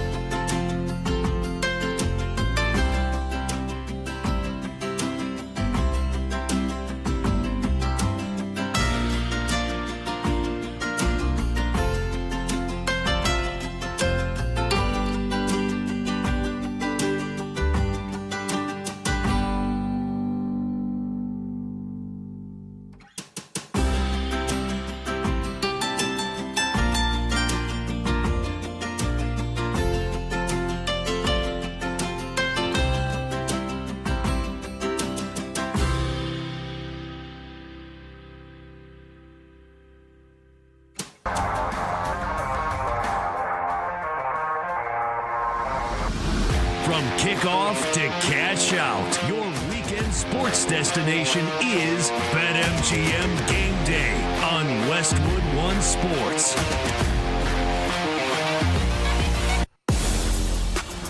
USA, USA, USA, turning 250 today. And to celebrate the fact USA has earned yet another title in our most famous sporting event, the Nathan's Famous Hot Dog Eating Contest, held on Coney Island in New York every single 4th of July. And I'm happy to announce that for the 18th time, taking home the yellow mustard belt is a guy by the name of Joseph Christian Chestnut, a.k.a. Jaws. He has done it again. Ladies and gentlemen, Joey Chestnut is your hot dog eating contest champion for the 18th time and a second straight year after being banned for a year, which we can get into that later. He downed 66 hot dogs in 10 minutes. PJ, we were kind of talking about it off the air. How long would you need to down 66 hot dogs? I think like 3 months, Austin. like legit. Like I can't. I'm trying to think how long it has taken me to consume 66 hot dogs. Like I would think within the last 2 years, maybe even 3, I've eaten 66 hot dogs. I'm trying to think of the baseball games I've been to, barbecues I've had, maybe a couple times I've made them for myself. Like it's probably been a couple years or so. Right. So if I was trying to like do it, because we were breaking it down and like you would have to eat 2 hot dogs a day. Knowing myself, I would get disgusted after like the 3rd day of eating the same thing over and so I think I'd like legit need like 3 months probably to do it. I agree with you. Outside of a Cubs game, like I live and work in Chicago, Illinois. It is we are literally the unofficial hot dog capital of America, and I don't even know if I could. Yeah, shout out Portillo's for sure. God, that place is good. No ketchup on the dogs though. I don't even think I could do the 999 challenge at a baseball game where you eat 9 hot dogs, 9 beers, and 9 in 9 innings. Yep. I don't think I could do that. And the 9 beers for sure, but the 9 hot dogs would be a stretch. And here Joey Chestnut is downing 66 in 10 minutes. And we're kind of joking about it off the air. 66 is significantly down from his total of last year, which was like 70 and a half, I believe.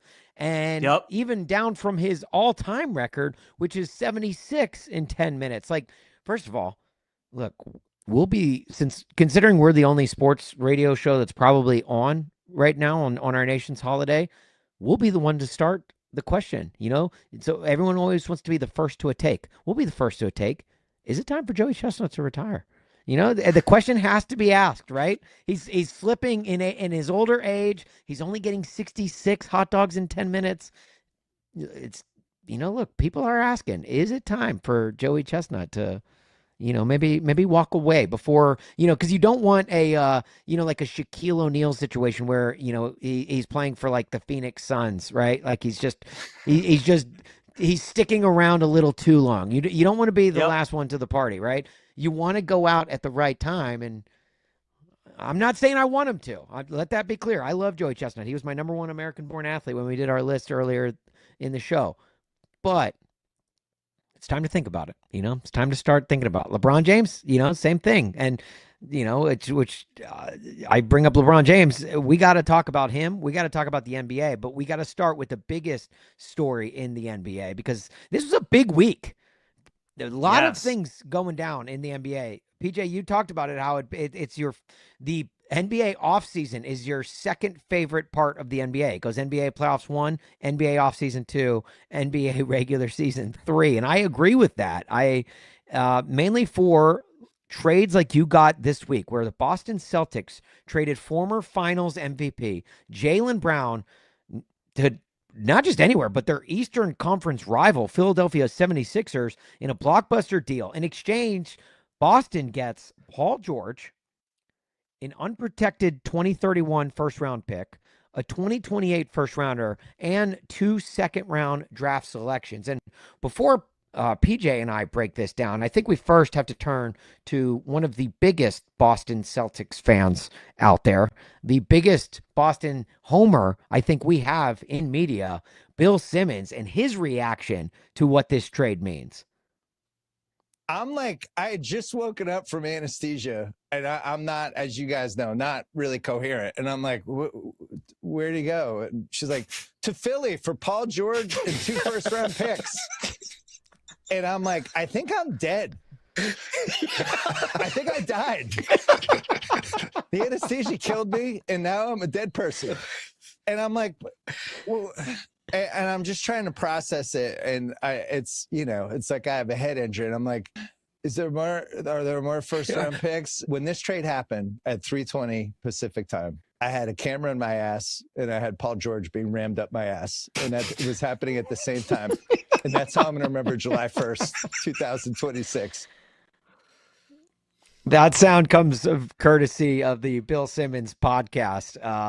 Yeah, I could only imagine, because this was a shocking trade for those of us that weren't coming out of anesthesia. So I can only imagine what a Celtics fan coming out of anesthesia may have thought. And there's a lot of rumors that have dropped as to why the Celtics made this move, including Shams reporting that the Celtics felt that Jaylen Brown and Jason Tatum were no longer a championship caliber duo. And that handwriting has kind of been on the wall for a while. Obviously, Jason Tatum missed a big chunk of this year, and Jaylen Brown, even despite the first round exit to the 76ers, said that this was his most fun season yet. Like this was his most enjoyable season as a pro, and that includes winning an NBA title just a few years back. So for him to say that clearly meant like, okay, I want to be the guy. I'm ready to be the guy. I don't want to share this spotlight with another guard like Jason Tatum. And so I thought in that moment, given what Jaylen Brown has meant to the Celtics, and I believe personally that he is the better of the duo just based on clutchness. And when a game comes down the stretch, Jaylen Brown kind of steps up, whereas Jason Tatum kind of, it feels like, takes a step back. I thought that the Celtics were for sure going to stick with Jaylen Brown and ship off Jason Tatum. But in fact, the reverse happens. And I don't understand why. Like, I especially for what they got. I don't think anyone's having a worse offseason than the Boston Celtics, because you came into this offseason thinking, hey, we're going to make a run for Giannis Antetokounmpo, and we're going to really fill in. And then if we do ship off Jaylen Brown or Jason Tatum, because I think we all agree that we kind of knew this was coming, you're going to get a good haul for him. But even the haul that they got back for Jaylen Brown, a former NBA Finals MVP, I don't think was that great. I'm going to be honest. I hate this for the Celtics. And if I was a Celtics fan, I would be frustrated. What about you, PJ? I mean, it's so shocking to see this happen to a team like Boston and a GM like Brad Stevens, who is so highly regarded. We all think of him as one of the best GMs in the NBA.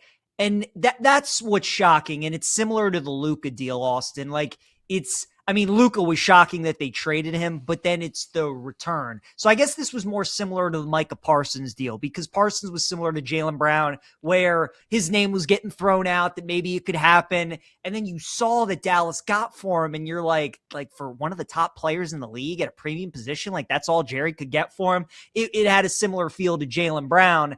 And then on top of that, the fact that you give him to Philadelphia, the team that just beat you in the playoffs, the team that just came back from a 3-1, I think that's the part. It's not only did your team get worse, but you added to a direct competitor of a team that you know that you have to go through that just beat you. That I think is sitting wrong with a lot of people. Outside of the Knicks, Austin, I really don't think Brad Stevens could have sent him to a worse place that would have made fans more angry than Philadelphia. So I think that's what people are really having a hard time with. But yeah, we keep waiting, like, because we regard Stevens so highly, you feel like he makes this move and he's got some master plan. Like, he's got something cooking. There has to be more. You can't just give away that, roll in with Paul George and expect him to just fill the whole next season. but it just kind of sounds like they're expecting Peyton Pritchard to like turn into Brunson and, you know, take that next step. They still got Tatum. They think Paul George has something left, and they're hoping the big man can develop. It's pretty crazy that I think that's the most shocking thing. Like, the return is one thing, but sending him to Philly is the part where I'm just like, that's pretty nuts that they would send him to a direct competitor. Yeah, you ship away your 29-year-old former NBA Finals MVP, and in return, you get a 36-year-old Paul George. And look, there's no shot. That's not a shot at Paul George. Paul George still has some left in the tank, but that's a downgrade. I mean, and you get plenty of picks, but I think we as sports fans in America put way too much stock into draft picks, because every draft pick is nothing better than a coin flip. Even if you think you're getting the most surefire pick off the board, you never know how they're going to pan out.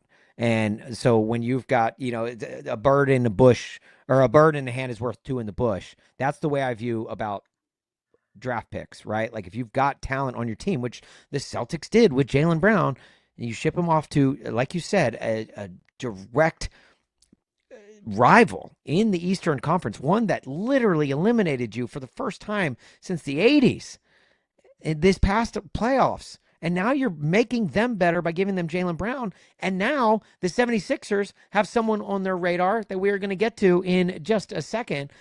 But first, I want to remind you that you can get an early payout for a 2-goal lead in the World Cup. Place a pregame straight match result bet at any World's game match. If your team takes a 2-goal lead at any point in the game, your bet pays out as a win. The winnings are yours regardless of the outcome of the game.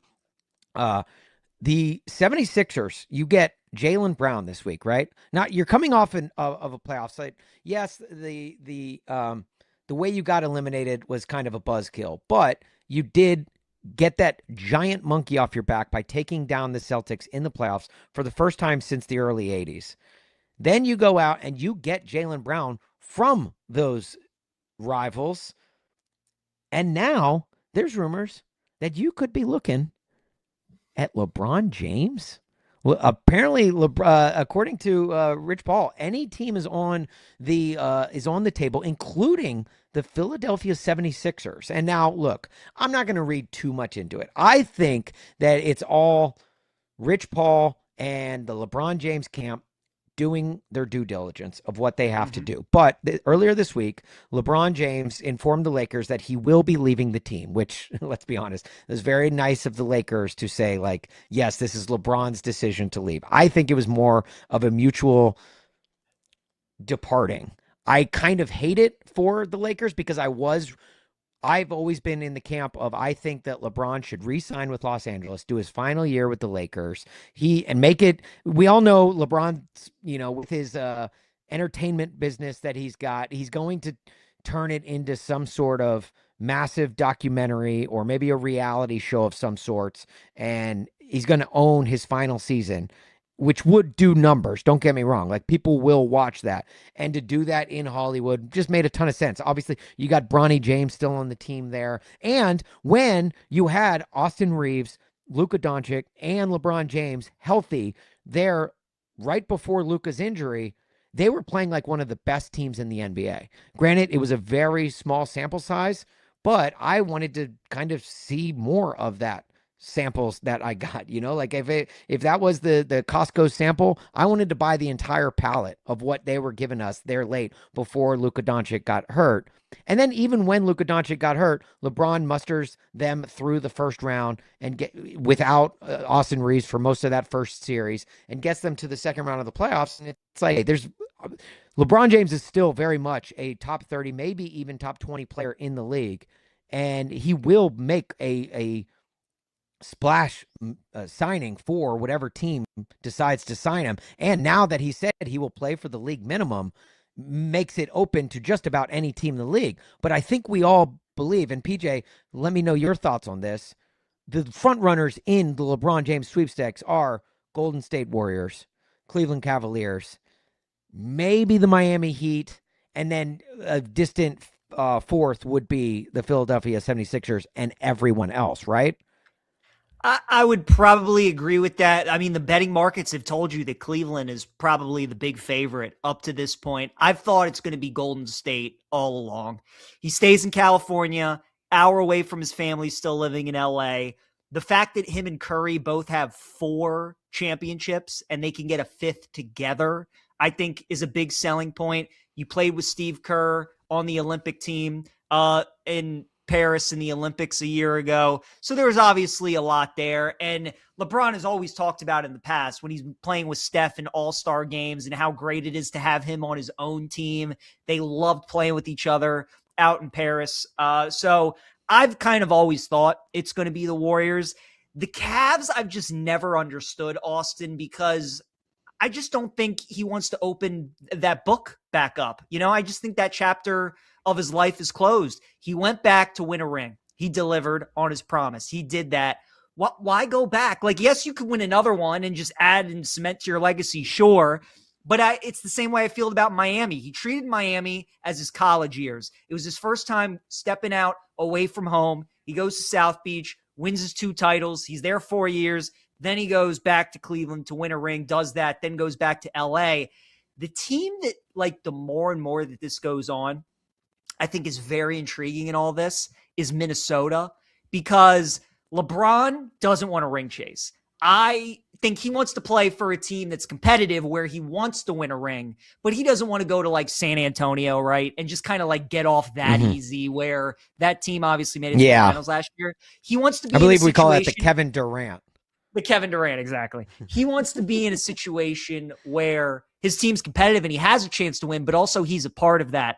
I think the fact that Minnesota has the longest drought of any major sports city in the country of not winning a title, I think that might mean something to him, because at this point, LeBron's done everything. So what is something else that you can do to go out on top, add more to your legacy? I mean, man, you helped deliver Minneapolis a ring. The Wild have never been to a Stanley Cup. The Wolves have never been to an NBA Finals. Vikings have never won a Super Bowl, and the Twins have never.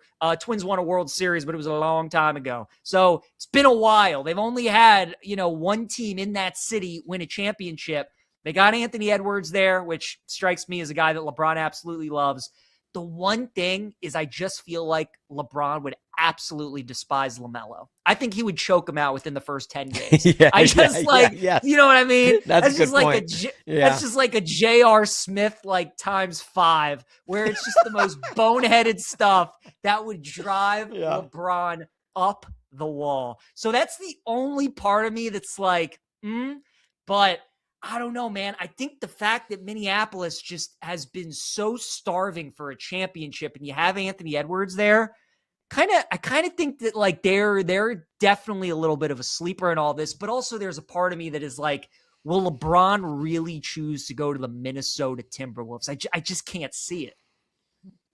Yeah, I can't see it either, but it would make for one heck of a story. The Lakers left Minneapolis to go to LA, and now this Laker is going back to Minneapolis. That would be, look, it would turn heads for sure, and it would be off the beaten cuff. But I wouldn't suggest, I'm sure there's probably some betting odds on BetMGM somewhere if you want to put your money down. But I feel like I'm thinking it's going to be Golden State. I wish he would go back to Cleveland. I do agree with you where I think he thinks that chapter has been closed. He won a championship. There's no need to go back. But if he was, I just don't like the idea of superstar athletes playing at so many different places in their careers. Agreed. Like I don't, like I love the Clayton Kershaws that play their entire career in one uniform. Sure. Even Michael Jordan, and I know you're a DC guy, PJ. The Michael Jordan's Wizards jersey still kind of makes me cringe to this day. It is great. Lore it's like Jerry Rice Jersey playing culture. For the Seahawks, don't get me wrong. Right? Like it's like one of those. Yeah, it's like the same thing. It's like one of those. Or Patrick Ewing with the Rockets or wherever he played, the Magic, whatever it was. I don't know. Yeah. Whenever I see a Ken Griffey Jr. White Sox jersey, I'm just like, man, what could have been? But so I for that reason, I'm hoping he goes to Cleveland. But I have a feeling we're going to end up in Golden State. But I also have a feeling that we're going to be on LeBron watch for a while, at least heading into next week. But it is America's 250th birthday today, which means it is the middle of summer.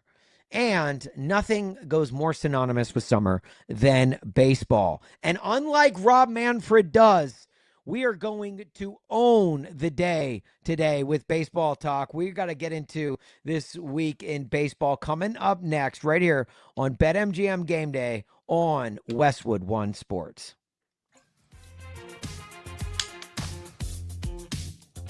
You're locked into BetMGM Game Day, Westwood One Sports.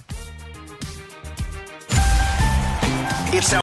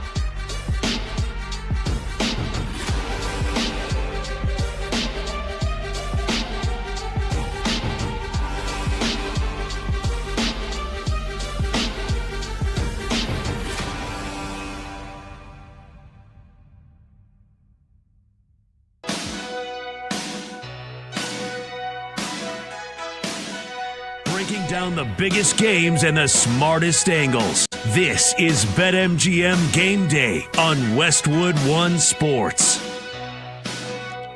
All right, big voice guy, you're about half correct. I don't know if they're the smartest angles, but we try our best. It's BetMGM Game Day on Westwood One Sports. I'm Austin Huff, at Austin Huff on Instagram, Twitter, and TikTok. Joined by my side is PJ Glasser, who is in for Alex Gold this week. You can catch him on Twitter, PJ Glasser 9 and PJ Glass 9 on Instagram. PJ Glasser 9 on Twitter, PJ Glass 9 on Instagram. Hit us up on socials there. If you ever, that's basically like your suggestion box. So when we say something really dumb that you want to correct us on, or if we give a take that you just are screaming at your radio for, well, then you know where to find us there on socials. I want to let you know that this segment is sponsored by Progressive Insurance. You can save on commercial auto insurance from Progressive. Get a fast quote at progressivecommercial.com. And unlike Rob Manfred, we are going to own the day today with some baseball talk, at least for the next few minutes, because earlier today, PJ added to the list the fact that Rob Manfred refuses to own any of the holidays when it comes to the scheduling of his sport.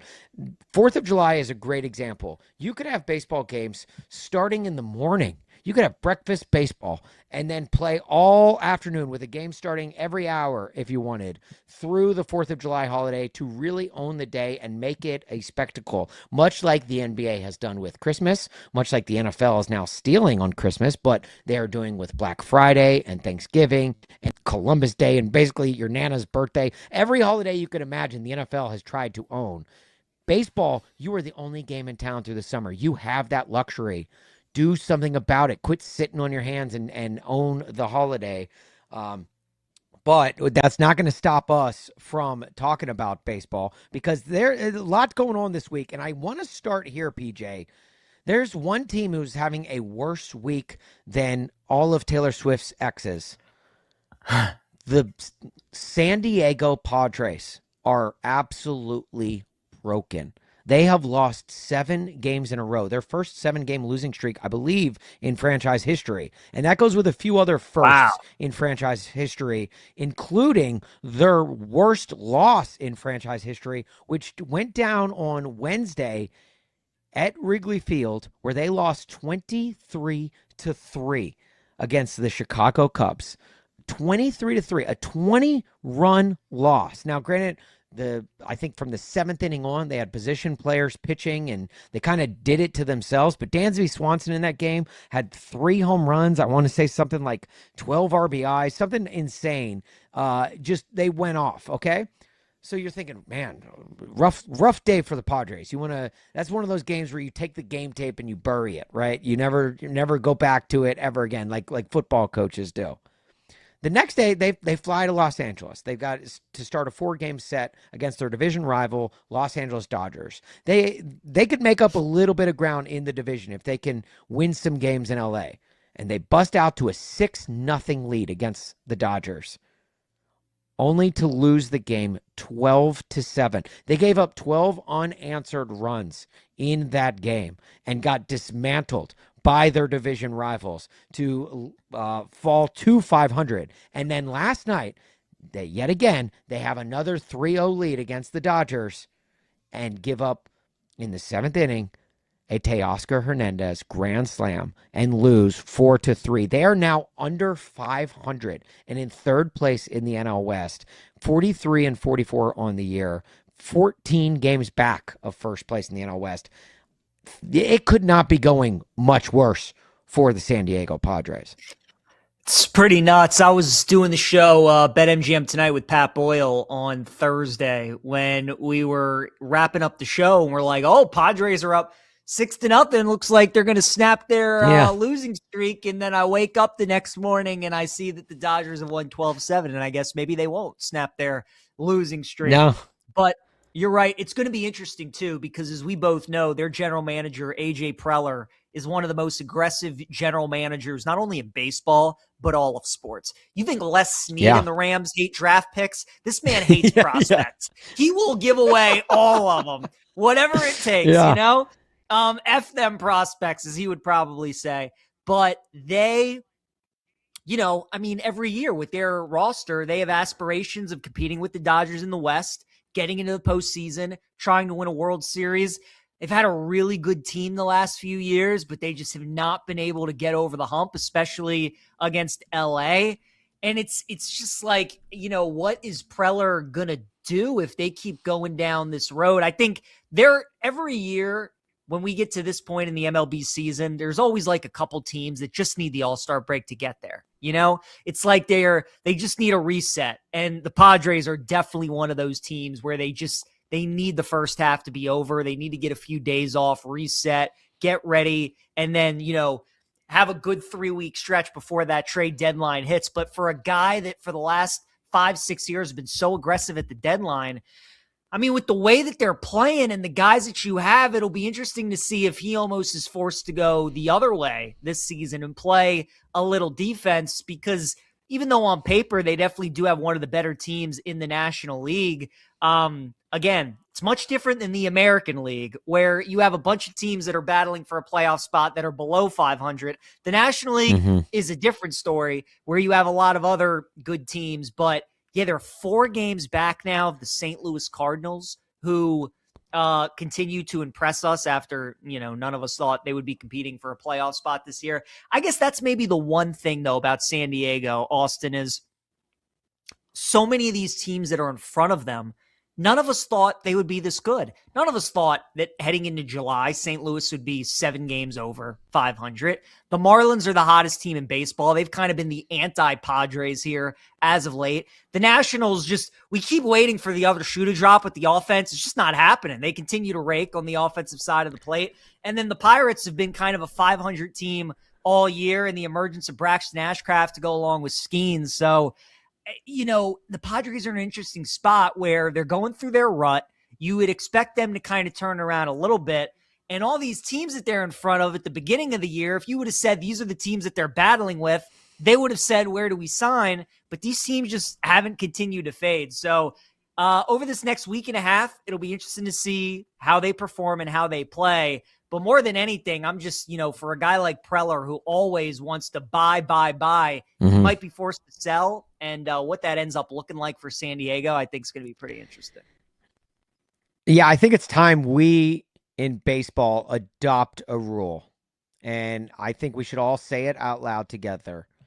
The Padres will Padre, but until they prove they won't Padre, we cannot hype the Padres. Is that fair? Like, I just feel like every year we fall into the same thing. And even they've had some playoff years over the best, but their World Series was beating the Dodgers in the NLDS a couple years back. Outside of that, they've really done nothing. They went on to get swept by the Phillies in the NLCS after that. The Padres are going to Padre until they prove to us that they are not the Padres. That, I think, is the new rule we should live by.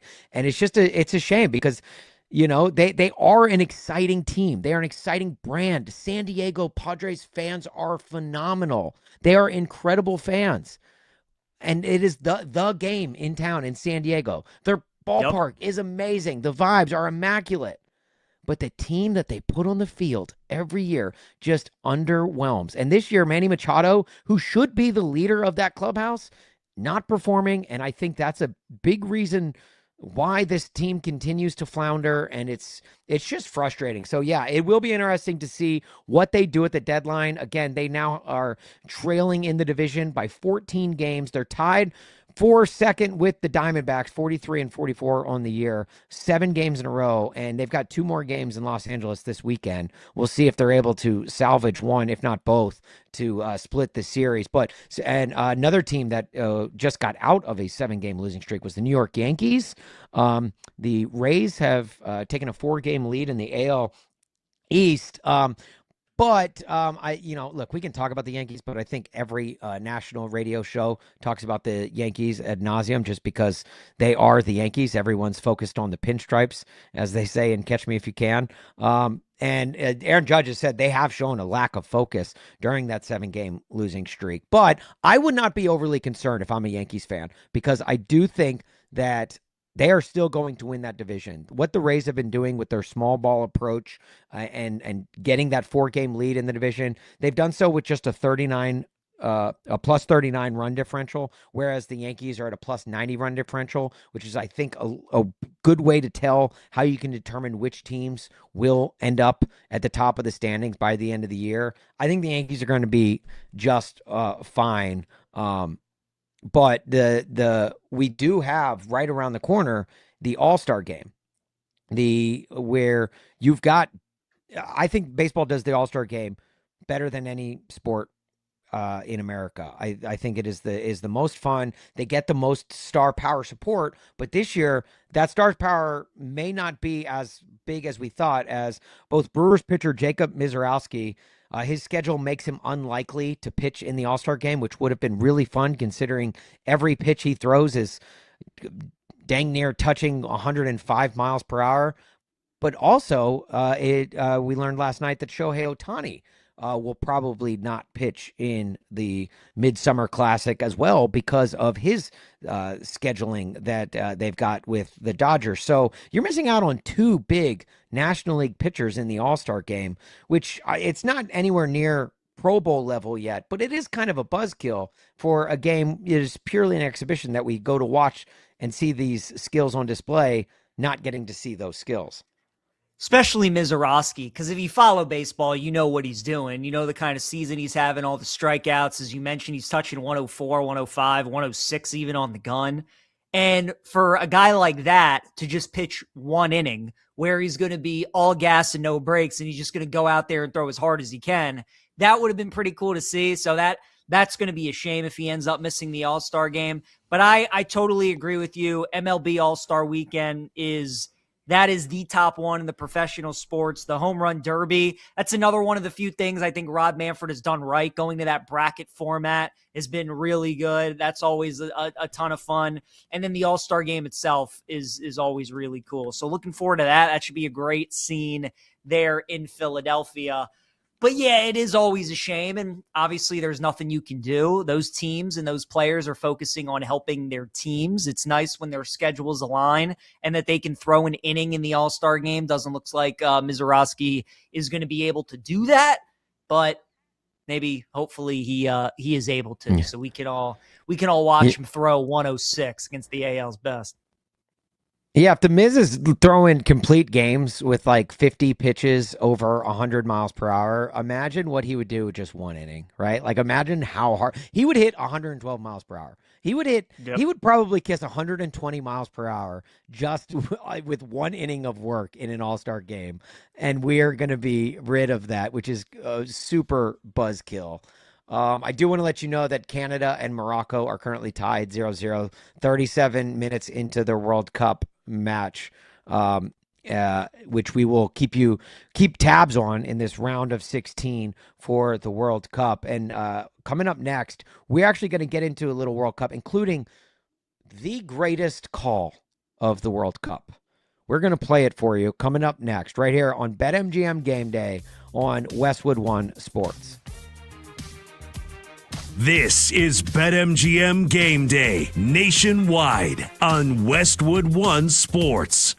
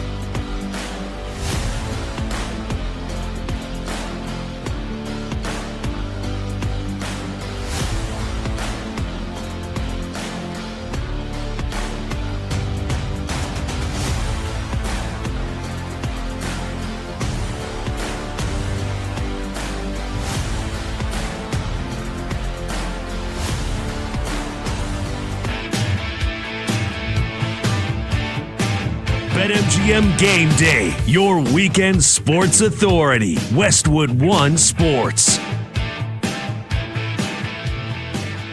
We are some real American heroes. Talking sports with you on Westwood One Sports. This is BetMGM Game Day. Want to let you know that BetMGM players will receive an MLB Odds Boost token and an MLB Parlay Boost token. To use the token, add MLB bets to your bet slip and activate the respective token. If you win your wager that was made with either token, you will receive extra winnings in unrestricted bonus dollars. He is PJ Glasser, PJ Glasser 9 on Twitter and PJ Glass 9 on Instagram. I am Austin Huff, at Austin Huff on all of the social media apps. Hit us up there if you would like to weigh in. And not only are we real American heroes, but we're real American heroes who are pretending that we know a lot about soccer during a tournament that is being played on our home turf, which I think is the most American way we could go about doing this, right? Like it's a sport that we don't follow regularly in this country.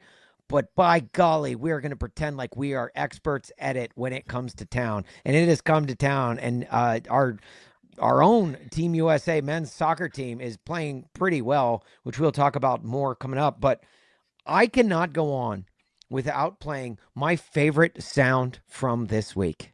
And it comes from the FIFA World Cup. The Telemundo goal call against Mexico's opening goal against Ecuador. What I want you to do is I want you to take a moment to listen to this call from Telemundo Deportes. And I want, if you have your iPhone handy, I want you to bust it out. And I want you to start timing this goal call and see how long it goes for. Gentlemen, if you don't mind, if we could play that goal call starting now.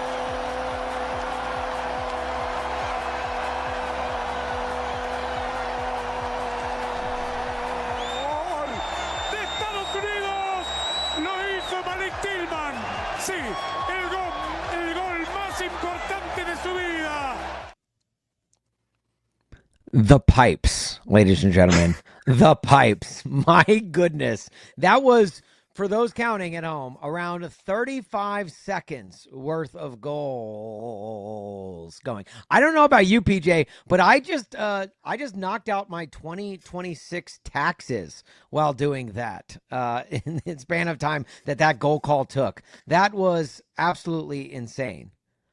And that's in like the 85th minute, Austin, you know, when like you're talking for like nearly an hour and a half and you're going through the game, guy still has enough left in the pipes to give out the go for 35 seconds. That's pretty impressive.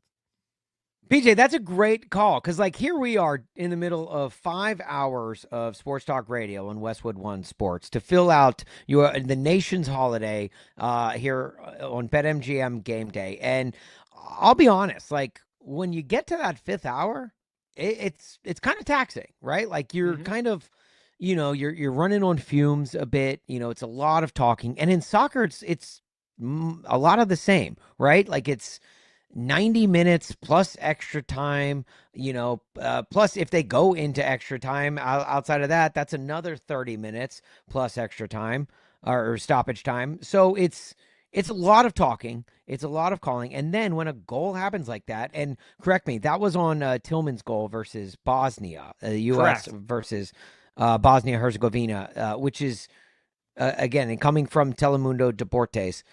That is range, and that is just mad respect. Like, I thought I had a lot of respect for soccer players running up and down the pitch for 90 minutes straight, which is bigger than a football field is. That's so much running, so many steps you get into a game.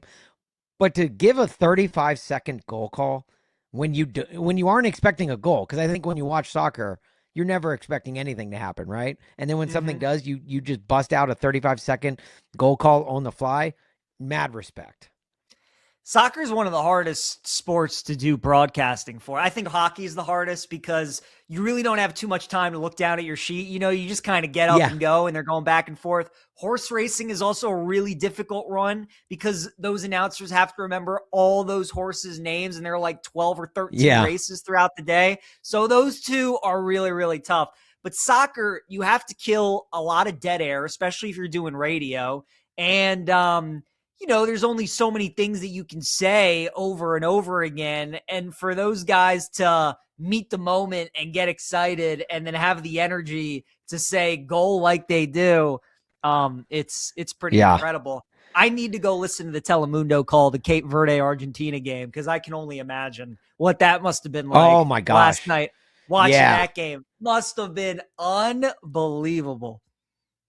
Unreal finish to that one. Cape Verde almost pulled off the upset of Argentina. Cape Verde, the 67th ranked team in FIFA World Cup rankings, against the number 1 ranked team, Argentina, obviously the reigning World Cup champions. Good call with the horse racing. I do believe hockey is the hardest because, not only do you have to know the names by heart, but it's a lot of usually like Russian names that are hard to pronounce. And the lines are changing every so often. So you have to constantly be on your game with calling hockey. So I do think hockey is the hardest, but the horse racing, look, I don't want to sound racist, but all of the horses look the same. Okay. So that makes it even harder. You're going off solely the color of the coats of the jockeys, but really as to which horses are which out there. So that is very tough.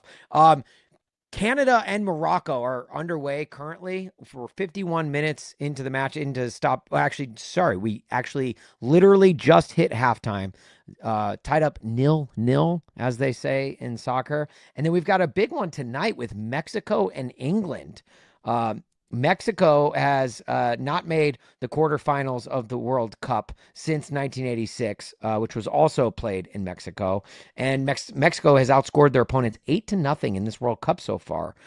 So a big one there. However, England is currently favored to win and advance. And if you're watching on our YouTube stream at BetMGM tonight on YouTube or on our Twitch stream, then you can see the lines there provided to us by BetMGM Gameday. Harry Kane scored 2 goals in England's round of 32 victory over the Dominican Republic of Congo. But England, this is like that elusive title that they have yet to get, which them, we talk about the Padres always being right there on the doorstep of being great. It feels like England might just be the Padres of World Cup soccer.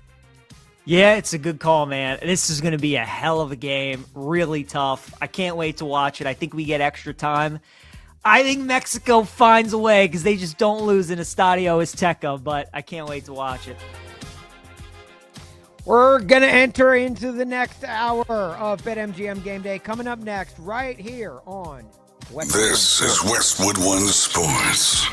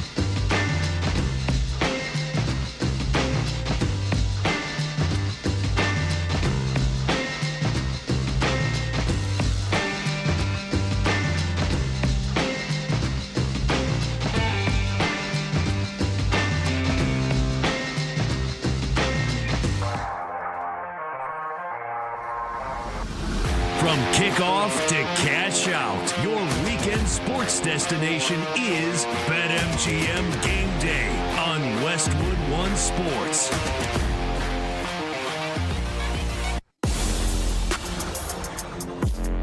Happy birthday, America! How are you celebrating the 250th birthday of our great nation?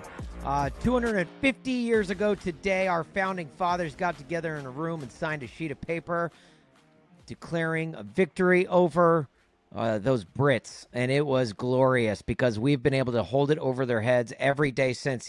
I believe it was Merriam-Webster's dictionary who tweeted out earlier this weekend, said, you know why Britain spells the word canceled with 2 L's, whereas America, we spell canceled with 1 L. It's because we handed them that second L in 1776, baby. USA, USA, USA. My name's Austin Huff, at Austin Huff on all of the socials.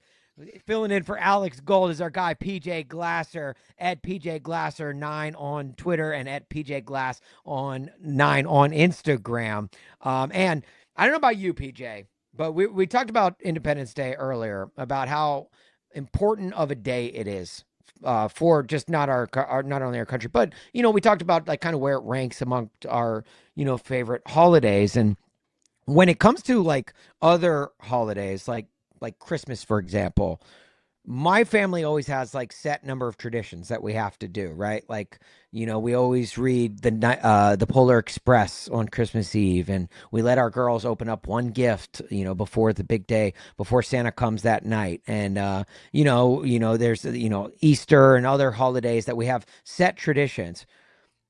I don't know about you, but I have a set tradition every year on 4th of July. Do you have any traditions on Independence Day?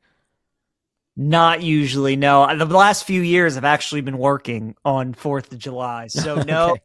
no set tradition for me, just kind of whatever I end up doing that day for the most part. Well, there you go. Then this year is no different. So maybe you could say, hey, working on 4th of July is my tradition. But yeah, if you're okay with it, I'd love to bring you into one of my personal traditions every year for 4th of July. And maybe you can take this tradition and run with it on your own and use it every year moving forward for your own. But every year on this day, I listen to one of the greatest speeches from an American president all time. It is a speech that I feel like transcends time for Americans. It is a speech that not even just Americans, but I think worldwide, it is a speech that we can look to in the pantheon of just great speeches that can truly inspire. And it comes from President Thomas J. Whitmore, who was a fighter pilot and Gulf War veteran and was the president of the United States. You might be thinking, President Whitmore, why that doesn't sound familiar. Oh, it's because he was the president in the 1996 film Independence Day, and this was his speech that I listen to every year on the 4th of July. In less than an hour, aircraft from here will join others from around the world, and you will be launching the largest aerial battle in the history of mankind. Mankind, that word should have new meaning for all of us today. We can't be consumed by our petty differences anymore. We will be united in our common interest. Perhaps it's fate that today is the 4th of July, and you will once again be fighting for our freedom. Not from tyranny, oppression, or persecution, but from annihilation. We're fighting for our right to live, to exist. And should we win the day, the 4th of July will no longer be known as an American holiday, but as the day when the world declared in one voice, we will not go quietly into the night. We will not vanish without a fight. We're going to live on. We're going to survive. Today, we celebrate our Independence Day. USA, USA, USA. If you haven't seen Roland Emmerich's hit film from 1996, Independence Day, I highly recommend watching. It's got a young Will Smith in it, and it is honestly a great, great blockbuster, summer blockbuster movie, Independence Day. But yeah, there's something about that speech, PJ, that I listen to, and I have to listen to it every year on the 4th of July, and it just gets me fired up and inspired. It's a good one, man. That's a really good one. The ones that come to mind for me, like of movies, the speeches I would listen to, Herb Brooks' speech in Miracle, movie that we were talking about earlier.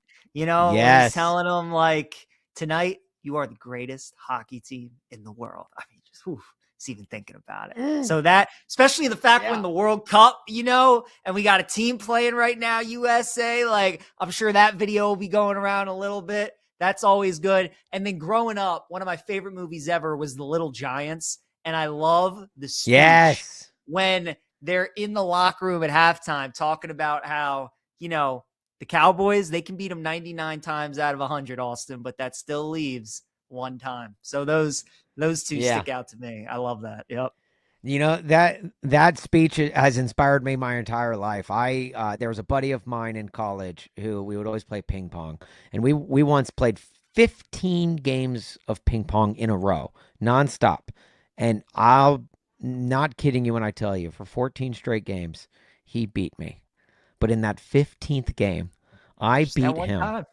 Yep. It was just that one time, and we haven't played ping pong since. I refuse to play him just so I can always have eternal bragging rights on him, which is a great move to pull, honestly. Whether you're raising your brother in go-karts like Rick Moranis and Little Giants, or you're playing ping pong against one of your roommates in college, make sure you always make that one time that Rick Moranis talks about, make it the last time, so then you can just hold it over their head for the rest of time. It's so good, man. It's just such a good line. It's such a good reminder. You watch like a Cape Verde game yesterday, and you're just reminded like one time, or you watch these games in March Madness or whatever it may be, even if you're just messing around with your buddies. You can never beat them in ping pong. You can never beat them in pool, or you can never beat them one-on-one in basketball, whatever it may be. So that's good stuff. But that Independence Day speech, that's up there too, for sure. Yeah, it is a fantastic one. I don't recommend watching Independence Day 2. No, not near as good. That was kind of a buzzkill. It took away a lot from the first one, but the first movie still holds true, and it is fantastic. Where are you, PJ, on a scale of your buy-in to this American team in the World Cup? I don't know about you, but I am a hand raised. I am as big of a soccer casual as there is in America, but I talked about it with Alex when the World Cup first started, is that when that first game is played, that to me is syllabus day for a semester, right? And when you take a course in college, you are bought in on that course, right? You have to learn everything you can, everything there is to know about that course until the final exam. And once the final exam happens, which is whatever the last game America will be in, all of that knowledge will probably go out of my brain again, like it does in college. But during the course of that semester, I am locked in, and I am like, I pretend to know way more about soccer than I do know, but I get bought in, and I am so invested. Like 7 p.m. Monday night can't come soon enough for me when U.S. takes on Belgium in the round of 16 in the World Cup. For you personally, where are you at in your soccer fandom, and how far do you think USA can go in this year's tournament?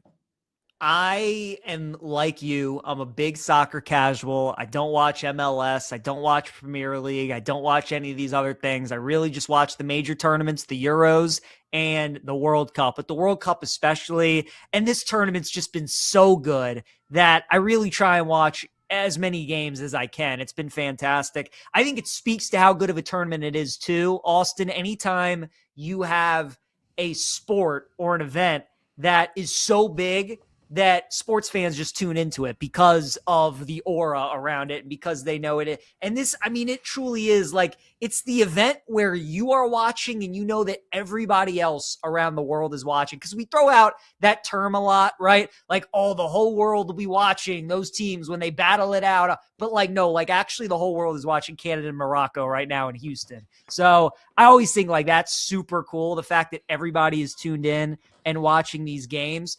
But the U.S. team, I'm super excited. I will go as far to say I think they can beat anybody in this tournament except for France and Spain. Those are the only two teams I do not think they can beat. That's not saying they can't. I mean, they certainly could. If, game goes to extra time, goes to penalty kicks, anything can happen. But if they were to play Argentina, if they were to play England, if they were to play Portugal, if they were to play any of these teams, like I would sit there and I'd be like, I think there's a shot that they could win. Whereas Spain and France would be the two I would look at, and I'm like, they're not as good as those teams. It would have to take a lot. We'd have to play our A game, and those teams would probably have to play their C or D game. But I've been so impressed with how they've looked in the first 4 games. Their offense has been potent. They've scored 2 goals in at least every game. The defense has gotten better. And the fact that they're on home soil and everybody's buying in, Yeah. and these environments that they're walking into, they're playing with the 12th man and they're feeding off of that. It's super awesome to see, man. So I think they, again, the fact that there's a potential they could face Spain in the quarters is not ideal, but I'll keep using the example because it's true. We saw Paraguay beat Germany and we nearly saw Cape Verde beat Argentina. If those things can happen, then the U.S. can definitely beat anybody on their best day. So it'll be fun to watch, man. But this Belgium game, odds makers are calling it a coin flip. It truly is. It could go either way, but I do think even without Balogun, we're the better team. Balogun being out because of his red card in the Bosnia-Herzegovina game is truly an uphill battle for America. But yeah, they've proven that they are a very, they're a pretty deep team, at least deeper than most teams that we've seen come to the World Cup prior to. And I for those wondering, my fellow casuals out there, first of all, I see you, I hear you, mainly because I hear you clicking off your radio because they're like, oh, more World Cup talk. No, listen to me. Okay. I am one of you. All right. I am a casual through and through, but you need to buy in because for me personally, I am a sucker for a good party. And there is no better party than when a USA is playing because everyone is on the same page. It's unlike any other sport because like when we watch the NBA finals, you could go to a bar and be a Knicks fan, but you could be sitting across the table from a Spurs fan and you guys are not cheering for the same thing. Whereas if you go to a bar watching the USA game, you are watching the USA and the guy sitting across the table more than likely is a USA fan. So we're all in this together, to quote the great High School Musical. And makes it that much more enjoyable of an experience to watch because of that fact. And so if you are looking like, and if you don't think that USA, maybe they beat Belgium and they go on to play the winner of Spain and Portugal, and it is Spain. And it's even the biggest uphill battle that they've had yet. What Cape Verde showed last night in their game against Argentina, the 67th ranked Cape Verde going toe to toe with Lionel Messi and the boys, the reigning World Cup champions, and taking them to extra time. And I mean, coming close a few times to taking the lead and beating them.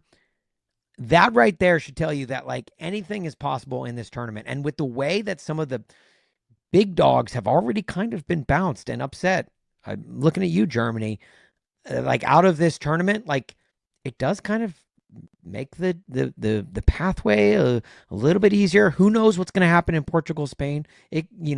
Hopefully USA can get by Belgium on Monday night, but that would be like what Cape Verde did with Argentina would have been like the Citadel knocking off Alabama in football, right? Like it's it's one of those type matchups. And would have been crazy. They nearly did. Yeah. And what was it a couple years ago? Like, didn't like South Georgia go into like the swamp and knock off Florida or something a few years ago? Like it was like a game like that where it's just like this team that you did not expect to make any grounds goes in and nearly beats Argentina, which is just the biggest dog in the tournament. It was really cool to fun, and it was a fun to watch. Fun watch for sure. I'll pose this question to you, and I know we got to run because we got Alex Solana joining us next. We can answer it on the other side of talking to him. We were talking about this the other day. Would you rather you take your top 3 sports teams that you root for, plus the U.S. men's national team? So your favorite team, so you're a Titans, Predators, and Dodgers fan, right? Would you rather see the Titans win a Super Bowl and the U.S. men's national team win the World Cup? Or would you rather have the Dodgers win another World Series paired with the Predators winning a Stanley Cup? That was our conversation the other day. You take your top team with the third, and then you take the second with U.S. men's national team, and which one would you rather have? And we were all going back and forth. We're like, that's a tough one. That is a great question, and a great question to ask with the fellas at the bar, right? Because it's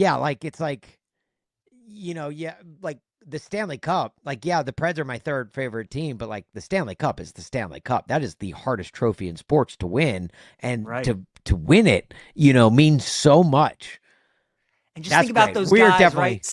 Skating around the ice, lifting it up. You're just envisioning it right now. What it would be like skating around. I get it. I saw the Caps do it. It's the greatest. So it's very interesting how people would answer that. If I ever got to see Roman Josi hoist that thing above his head with the fireworks shooting off behind them, which the NHL does that great. I love the way the NHL does the Stanley Cup presentation. If I ever got that shot in my lifetime, I can guarantee you one thing: I would probably be on Lower Broadway in downtown Nashville with the 500,000 other Nashville Predators fans right there in the streets celebrating with it. But man, we got to revisit that. We will get to that. But first, we're going to get to Alex Solana, who's a co-host of Hawk Crowder and Solana Show on FM 104.3 WQAM in Miami. We're going to talk World Cup with Alex coming up next, but also, wait a minute, there's a new resident in Miami. His name is Giannis Antetokounmpo. We're going to get into that and more with Alex coming up next right here on BetMGM Game Day on Westwood One Sports. This is BetMGM Game Day on Westwood One Sports.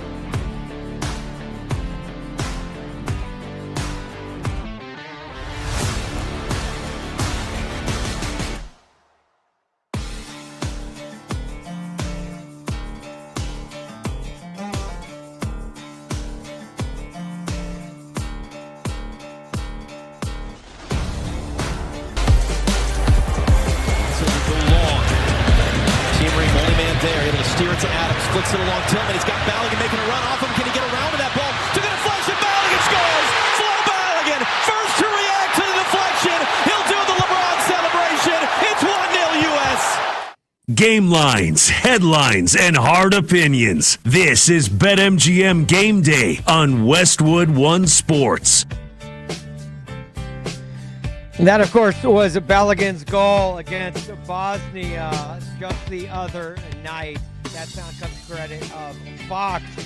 Joining us now, PJ, you might want to grab the SPF because we are taking it to South Beach with the co-host of Hawk Crowder and Solana Show on 104.3 WQAM in Miami. It is Alex Solana joining us right now. He also does pre- and post-game for the Miami Heat, which I kind of, before we get into some World Cup talk, which you are wearing a wonderful, beautiful kit right now, which we will get to that too. Our YouTube and Twitch audience can see that, but for the radio audience, we will reveal who that kid is coming up in just a second. But I do want to start with the newest resident to Miami, Giannis Antetokounmpo. First of all, Alex, on a level of shockness that Giannis actually landed in Miami on a scale of 1 to 10, where were you at? And two, I mean, how excited are you and Heat Nation for one of the biggest names in the sport to join the culture? Yeah, the culture. That's right. The culture's back. No, but, if we would have had this conversation pre-Jaylen Brown trade, I think, and by the way, thank you guys for having me on. I'm a big fan of the show. I would have told you my shock level was probably pretty high. Scale of 1 to 10 pre-Jaylen Brown trade. I would have told you probably a 7 or an 8. Because, look, I give this front office the benefit of the doubt. But the reality is even the Godfather, as we call him down here, Pat Riley, hasn't been the best in terms of acquisitions over the past, whatever it is, 4 or 5 seasons. A lot of people down here feel like the Jimmy Butler era wasn't maximized. The Heat have been in conversations with, Bradley Beal before he became washed, Kevin Durant multiple times, Giannis Antetokounmpo. This is like the third time that Giannis has, quote unquote, been in conversations or been in the mix for a potential Heat trade. And there's just all these names that the Heat have been in conversations with, Damian Lillard being the one that really resonates with everybody down here. So I think until it was official, until you got that Shams bomb at 11:30, I don't think Heat fans were ready to celebrate at all, especially considering Jaylen Brown was reportedly being shot by Boston. And the way that flipped prior to Monday, from like Saturday to Sunday, to all of a sudden Boston's full court press to go get Giannis.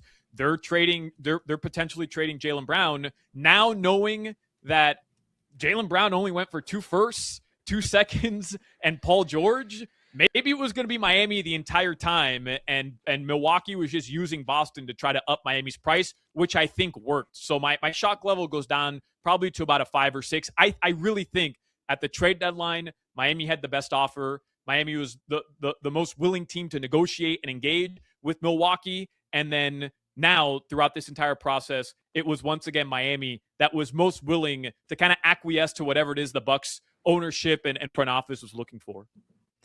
Where would you put the Heat right now in terms of the pecking order in the Eastern Conference, Alex? We know the Knicks are 1. They're the champs. They're running it back. They're bringing back that starting 5. But now with Brown leaving Boston and going to Philly, and now Kawhi gets traded to the Raptors, and Giannis gets traded to the Heat, kind of like 2 through 5, I think you could get some differing opinions. So for you, what would that pecking order in the East look like after the Knicks? For sure. And by the way, I know I'm the Miami guy, the Miami bias. I dropped culture 30 seconds into this interview, which has to just piss people off. Like, I realize that, but I don't know what we're doing around the country, and not everybody, but I don't know what we're doing with Giannis Antetokounmpo, where I've seen a lot of the conversation be, well, he can't be a number 1 on a championship team anymore, and he's injured. And look, are there injury concerns? Sure. I think everybody wants to see Giannis put together a complete, healthy season to kind of shake off some of the demons of the past 2. I think those are fair concerns. But we're not talking about a 35, 36-year-old. We're not talking about LeBron James at 41, 42 years old. We're talking about Giannis Antetokounmpo. His name's the Greek Freak, one of the greatest athletes to ever play in the NBA at 31. Yes, the injury is important to talk about. I realize that. But I still think Giannis, surround him with a defensive player in Bam that he's never played with before.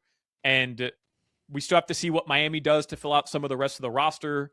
I'm sure there'll be a conversation about LeBron James at some point that the three of us are chatting here. But I do think Giannis Antetokounmpo under Eric Spoelstra, you're going to be able to see a different type of scheme that Spo's going to run with them. And I think it's going to genuinely work out great. But in terms of this year, without knowing what the roster is going to look like, I think 2 through 5 is fair. 2 probably being a little bit generous. But the reality is the Knicks proved once again last year, you don't have to win the East in the regular season. You don't have to be the 1 seed. You don't have to be the 2 seed. Try to get home court advantage and be a team that in the postseason, you really accelerate your offense, you accelerate your defense, and you maximize that window. And I think that ultimately will be how this Heat team is judged. Sure, we'll pay attention to the regular season. Sure, it would be great to be the 1 seed or the 2 seed or the 3 seed, but would it surprise anybody if next year the Knicks are the 4 or the 5 and they run through the East again while running it back, as you mentioned? I don't think so, because I think in this Eastern Conference, nobody is head and shoulders better than anybody else right now. And that to me will be the ultimate test. Can they pull it together in the postseason and figure out over 82 games, Giannis and Bam coexisting with one another on the floor? All right, let's do it. Let's rip the Band-Aid off and talk about the 41-year-old elephant in the room. LeBron James announced earlier this week him and the Los Angeles Lakers are having a mutual I guess LeBron made it sound like he was leaving the Lakers, but let's agree. It was a mutual parting of ways, which now makes him an unrestricted free agent for the first time in his career. And right away, everyone's thinking Cleveland, Golden State, but then Miami's name kind of gets thrown into the ring. And then LeBron says like he'll come out and play for the league minimum, which I think makes it even more likely that he could go literally anywhere in the league. But most notably, making a return to South Beach. He said he's going to get not 1, not 2, not 3, not 4. He could try and get closer to the number of championships that he promised in South Beach. What is the likelihood of LeBron James coming to back to the Heat, or is that all just a pipe dream? I don't think it's a pipe dream. I think Cleveland makes the most sense for all the reasons everybody speculated, right? He gets to go home. It's the perfect ending. But in my opinion, guys, and by the way, if you feel differently, like nobody knows at this point. You've got Rich Paul on his podcast with a big board. Like I don't even know what this has turned into anymore. Let's be honest. Like this is genuinely turned into LeBron's final opportunity to be courted, because we know he loves the attention. And I don't say that as an indictment to LeBron. Like he's my personal GOAT. I don't want to do the MJ Jordan thing or MJ LeBron thing, like whatever. But he's my personal GOAT. Best 4 years ever down here in South Florida. But he loves the attention. He loves teams trying to put packages together and trying to kind of make space for him. And like he loves that stuff. And all of a sudden his agent gets clicks and views and is the most talked about podcast because he has a big board up with Davion Mitchell's name. So like I don't know what this turned into. Yeah, I don't know what this turned into, but I always felt like it was going to come down to Cleveland or Miami since the very beginning. Genuinely. I felt that because, and this is just my personal opinion, I don't think LeBron wants to add another jersey to his resume. I don't think he wants to add another organization to his lifelong NBA career and to his legacy. But that's just personally what I felt. And I thought the only opportunity that he'd go anywhere but Miami or Cleveland would have been the Golden State Warriors dream, where he could play alongside Steph Curry. I don't know if the AARP team would have competed in the West. I don't know. But as a objective basketball fan, an NBA fan, you have to be bat bleep crazy to not think that would have just been fun. Like just in general, fun with the reported Netflix special or whatever documentary that LeBron, like Curry, LeBron, and Draymond, and if they could have gotten AD, I know it doesn't seem likely, it would have just been fun. That to me was the only other place he would have gone other than Miami, Cleveland. And I know what Rich Paul's saying. I know what the reports are. He'll play for the minimum. I don't believe them for a second. And I think over the next 48 hours, when free agency officially opens up, right, where players can really sign on the dotted line, we're going to see either Cleveland or Miami make one more big move. Remember, guys, the Giannis Antetokounmpo trade hasn't even been announced yet, which I find very interesting. What else is Miami trying to do right now to try to open up space? Yes, they gave Andrew Wiggins that extension. Could they potentially move him? I was reading, about 24 hours ago, what's up with Kyrie Irving in Dallas? Could Miami maybe move Niko Jovic, who's on a pretty big deal, another first, maybe move Wiggins to go open up some space to bring in Kyrie Irving? You're telling me Dallas wouldn't take a first-round pick and a flyer at a young guy right now, even though Dusty May swears like Kyrie is going to be the voice in the locker room. Let's be honest, they're building for the future. I have no reporting on that, by the way. I want to make that clear. I'm just saying teams like Cleveland, teams like Miami can still maneuver the cap, can still maneuver some roster spaces and do something to really entice LeBron. I think it's Miami. I think it's Cleveland. Yes, Philadelphia deserves to be in the mix. I read the Shams report about Minnesota.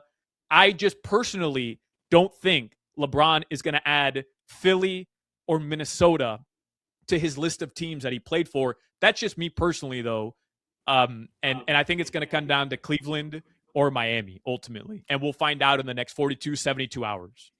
It's going to be interesting to see what happens. There's no doubt about it. Alex, I want to ask you about Spoelstra, because I kind of feel like we're getting to the point with him like we were at with Popovich, where he's at one place for so long. You have those peak dominant years, you win the championships, and then towards the end, you're kind of like stuck in the mud. You're trying to battle for those last few spots. Maybe you missed the postseason. And before the health issues, Popovich signed that 5-year deal when we all kind of thought maybe he'd step away, and they gave him that extension. Spoelstra, as you know, there's been some rumblings like, is it time for him to move on? Is he going to look elsewhere? So do you think this Giannis move, now all of a sudden he's sticking around for the long haul? You think it's a year-to-year thing with Spoelstra? What do you think happens with him moving forward? Yeah, a lot of the speculation down here, and maybe not speculation, that's probably not the right word, but I think the assumption is that Pat Riley hangs it up, Eric Spoelstra takes his place in the front office. I think that's been the expectation here for a while. I don't believe that to be true. I haven't had a conversation with Spo about it, but just interacting with him, interviewing him, listening to him literally before every game and after every game, that dude is a sicko when it comes to coaching basketball. Like, this guy loves being on the sideline. He loves the day-to-day of coaching. And ultimately, I believe he'll remain a head coach as long as he wants to. It's going to be in Miami, guys. I mean, they gave him the bag. This dude has been brought up literally underneath Pat Riley's wing. Like, he's Pat Riley's successor, and there's a tremendous weight that comes with that. But the just general assumption that ultimately he'll do what Brad Stevens did and just take a front office job, because why not? I mean, I think he would be capable of it, right? He's been around the right people. He's been in the organization. He understands the way that this team wants to be run. But there's a lot of other people in this building down here in Miami. I don't want to get too specific because I know not many people, really care. But like, the owner's son, Mickey Arison, is the owner. His son, Nick Arison, was a ball boy for this team, was the towel boy for this team when he was a young kid. And now he's risen the ranks. He's the one that's in that room with Pat and with Andy Ellisberg, the general manager, and with Mickey Arison and with Alonzo Mourning and with Adam Simon. Like, all these guys who call the shots there alongside Pat Riley. I don't think it's like a foregone conclusion that Spo just automatically gets that job if he wants it once Riley decides to hang it up. So to me, guys, this dude loves coaching, I believe, and I'm sure most people do as well. He's one of the best to do it in the NBA for the past couple of years. And I think, if he was ultimately a free agent as a head coach, there'd be 28 teams, 27 teams that would be calling Eric Spoelstra and giving him whatever it is he wanted. He is Alex Solana, the co-host of Hoke, Crowder, and Solana on Miami Sports Leader FM 1043 WQAM in their South Beach. Does pre and post game for the Miami Heat, but he also hosts Summer of Soccer with Solana every Saturday during World Cup on WQAM. And Alex, I alluded to it off the top. You are wearing a kit. For our radio listeners who aren't viewing the show live on YouTube or our Twitch streams, what is the kit that you are rocking? So unfortunately, I misled you, and this is probably my fault. I'm wearing a Miami Marlins red, white, and blue Sugar King jersey, but I was rocking right. It's the Sugar Kings jersey. Goes back to like the Havana days for the Sugar Kings. I just love this jersey, red, white, and blue. I always rock it on July 4th because why not? But to be fair, I was rocking my USA jersey for my WQAMFC Summer of Soccer show right before I came on with you. So I was wearing a kit, but yeah, sorry.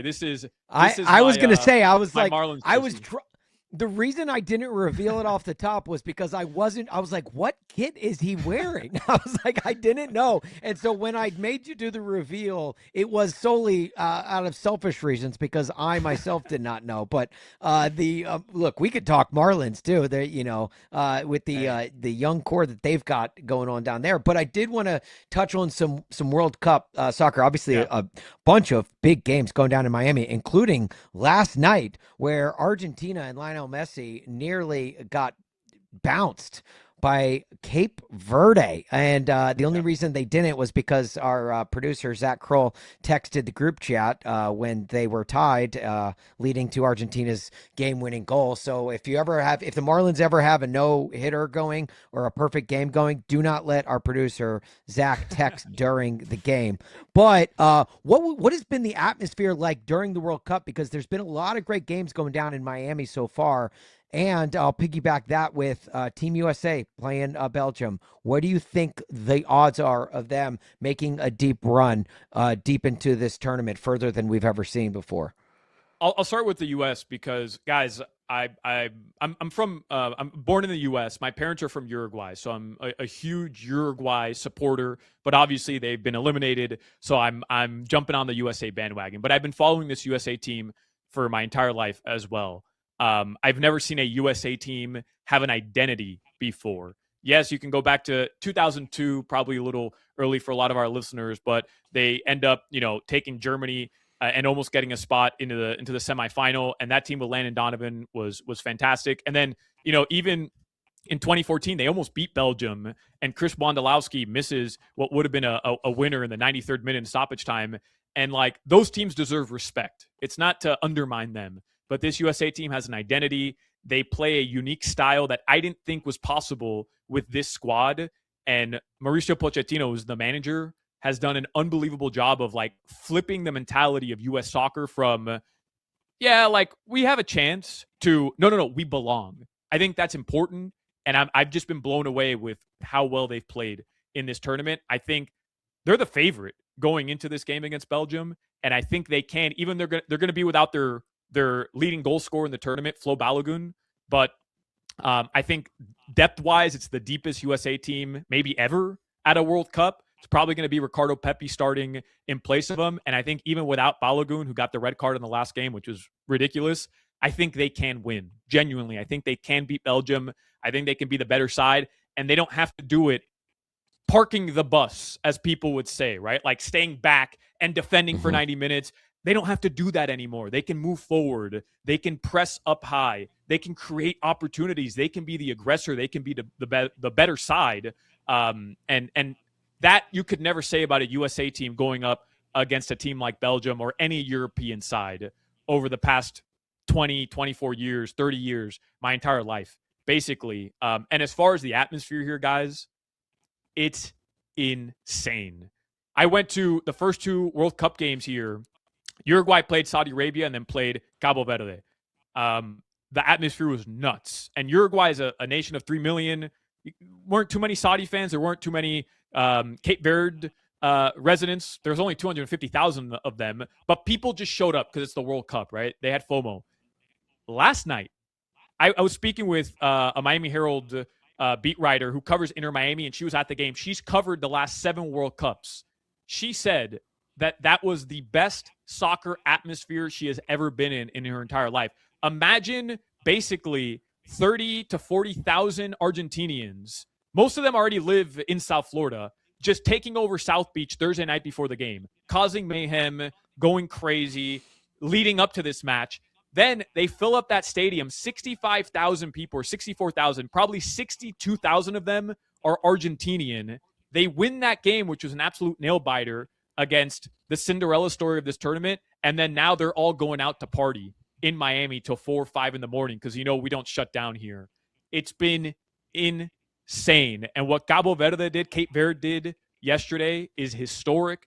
It shouldn't be lost on anybody. Like, that's sports right there. As Americans, we love underdog, right? We love the Miracle on Ice story. Nobody believed in us. I mean, it's Independence Day, man. Nobody believed the U.S. could take out the British in 1776, and they did it, right? Like, we love that as Americans. And Cape Verde, a nation of 250,000 people with a team nobody had ever heard of coming into this tournament, to not lose to Spain, to not lose to Uruguay. Those are 2 former champions. To then get the result they needed to get out of the group stage as the second place team in that group when they were slotted to finish last. And then to take the defending champs to the death and have Argentinians genuinely nervous in that stadium with the GOAT of soccer playing on the field. And they didn't get lucky. They pushed them. Genuinely was the best story of the World Cup thus far. It's a shame they didn't move on, but it's been the best story of the World Cup. Find Sorry the closest. Sorry, No, I rambled. Find. Do never apologize for that intensity. Find the nearest brick wall and run through it. And then find Alex Solana on socials. Guys, give him a follow. The co-host of Hoke, Crowder, and Solana on Miami Sports Leader 104.3 FM WQAM in Miami. Alex, thank you so much for the time, man. We'll have to get you back on to talk some Marlins later on. And we appreciate it. Enjoy Giannis Antetokounmpo and then maybe probably LeBron as well. I definitely will, especially the latter if it ends up happening. Thank you guys, and happy 4th. Appreciate it. Thanks, Alex. He is PJ Glasser. I am Austin Huff. We are bringing you BetMGM Game Day right here on Westwood One Sports. Coming back with more. We're going to wrap up this hour with just more celebration of this great country on America's 250th birthday right here on Westwood One Sports. This is BetMGM Game Day, only on Westwood One Sports.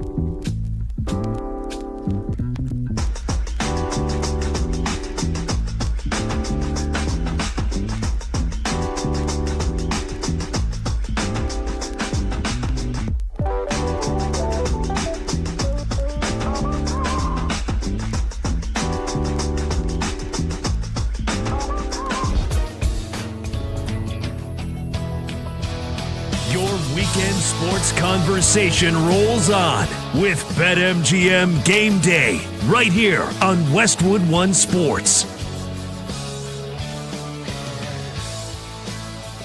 This segment is sponsored by Progressive Commercial Insurance, which protects small businesses with affordable coverage options. Get your quote today at progressivecommercial.com. I am Austin Huff alongside PJ Glasser here on BetMGM Game Day. And PJ threw out a question that I have been thinking about since he said it, where you take your top 4 sports teams and what was the hypothetical that you threw out? So it's 4 teams. You take your top 3 favorite teams, right? So for you, it would be the Dodgers, it would be the Titans, it would be the Predators. For me, it would be the Ravens, the Orioles, and the Wizards. And then you take the U.S. men's national team.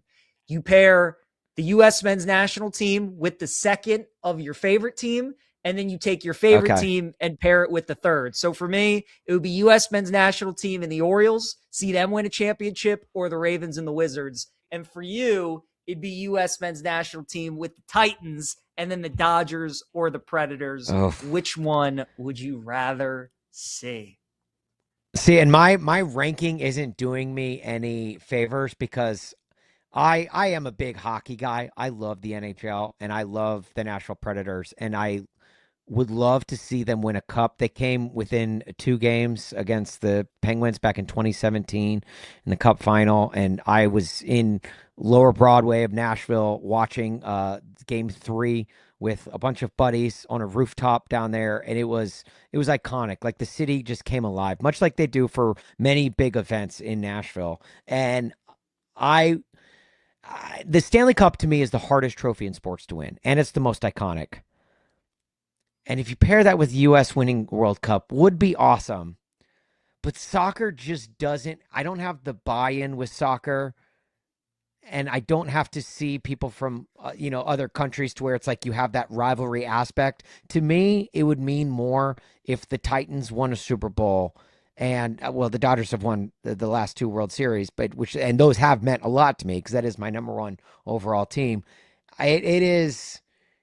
I think I would still have to go Titans and Dodgers because that would be iconic. Where do you go out on it? I'd actually go the Orioles and U.S. men's national team because it's 2 things I've never seen and 2 things I don't think I'll ever see. So if I get both of those, because if the United States win it, I get to share that with everybody. I get to share that with Steelers fans, Yankees fans, and I think that's pretty cool. So I actually went with those 2.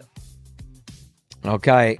Look, more of celebrating America, and there was a pretty big wedding that went down yesterday. We may or may not hit on that coming up next, right here on BetMGM Game Day on Sports. This is Westwood One Sports.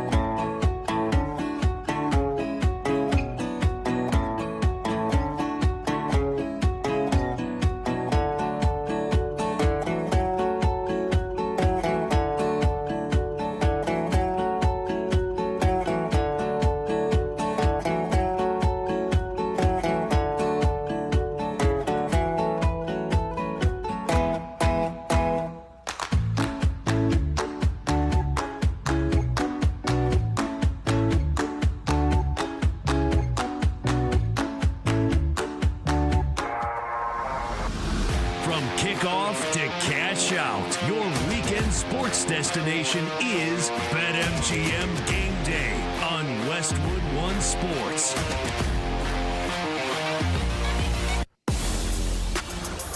USA! USA! BetMGM Game Day here on Westwood One Sports. I am Austin Huff. You can hit me up on socials at Austin Huff, Instagram, Twitter, and TikTok. Filling in for our guy Alex Gold is PJ Glasser at PJ Glasser 9 on Twitter and PJ Glass 9 on Instagram. We've got our wildest American top 5 list coming up next, and I'll explain what I mean for that in about 20 minutes from now. But first, I want to let you know it's time for the world's top stars to go head-to-head on the pitch. Grab this Odds Boost token, join the excitement, and make your World's Game moment. Activate your token for any World's Game bet, and you'll receive a bigger payout if your bet wins. And in America, it is very famously a democracy, right? We don't have a monarchy. No kings or queens here. In fact, we broke away from a country that did that on this day 250 years ago. However, the closest thing we have to royalty got married last night when Miss Taylor Allison Swift married the tight end for the Kansas City Chiefs, Travis Kelce, at Madison Square Garden. And this was a big deal, whether you're a music fan, a Swiftie, which I am, hand raised, or if you're a sports fan, because last night was more of a who's who from the sports world than Michael Rubin's white party, which just happened in the Hamptons just a few days earlier. Like, it was, everyone was there, including Mike Vrabel, and he used his +1 on his wife, not even Diana Rossini, which tells you how big of a deal this event was. So it was a night, and they got married at Madison Square Garden. Now, there's two things I want to hit on here from a sports angle, okay? The first one is this. According to reports from TMZ, the entire Knicks starting 5 was invited to this wedding. And I'm probably pretty sure that's because they won the NBA Finals. If they didn't win the NBA Finals, I'm guessing they're not getting that invite.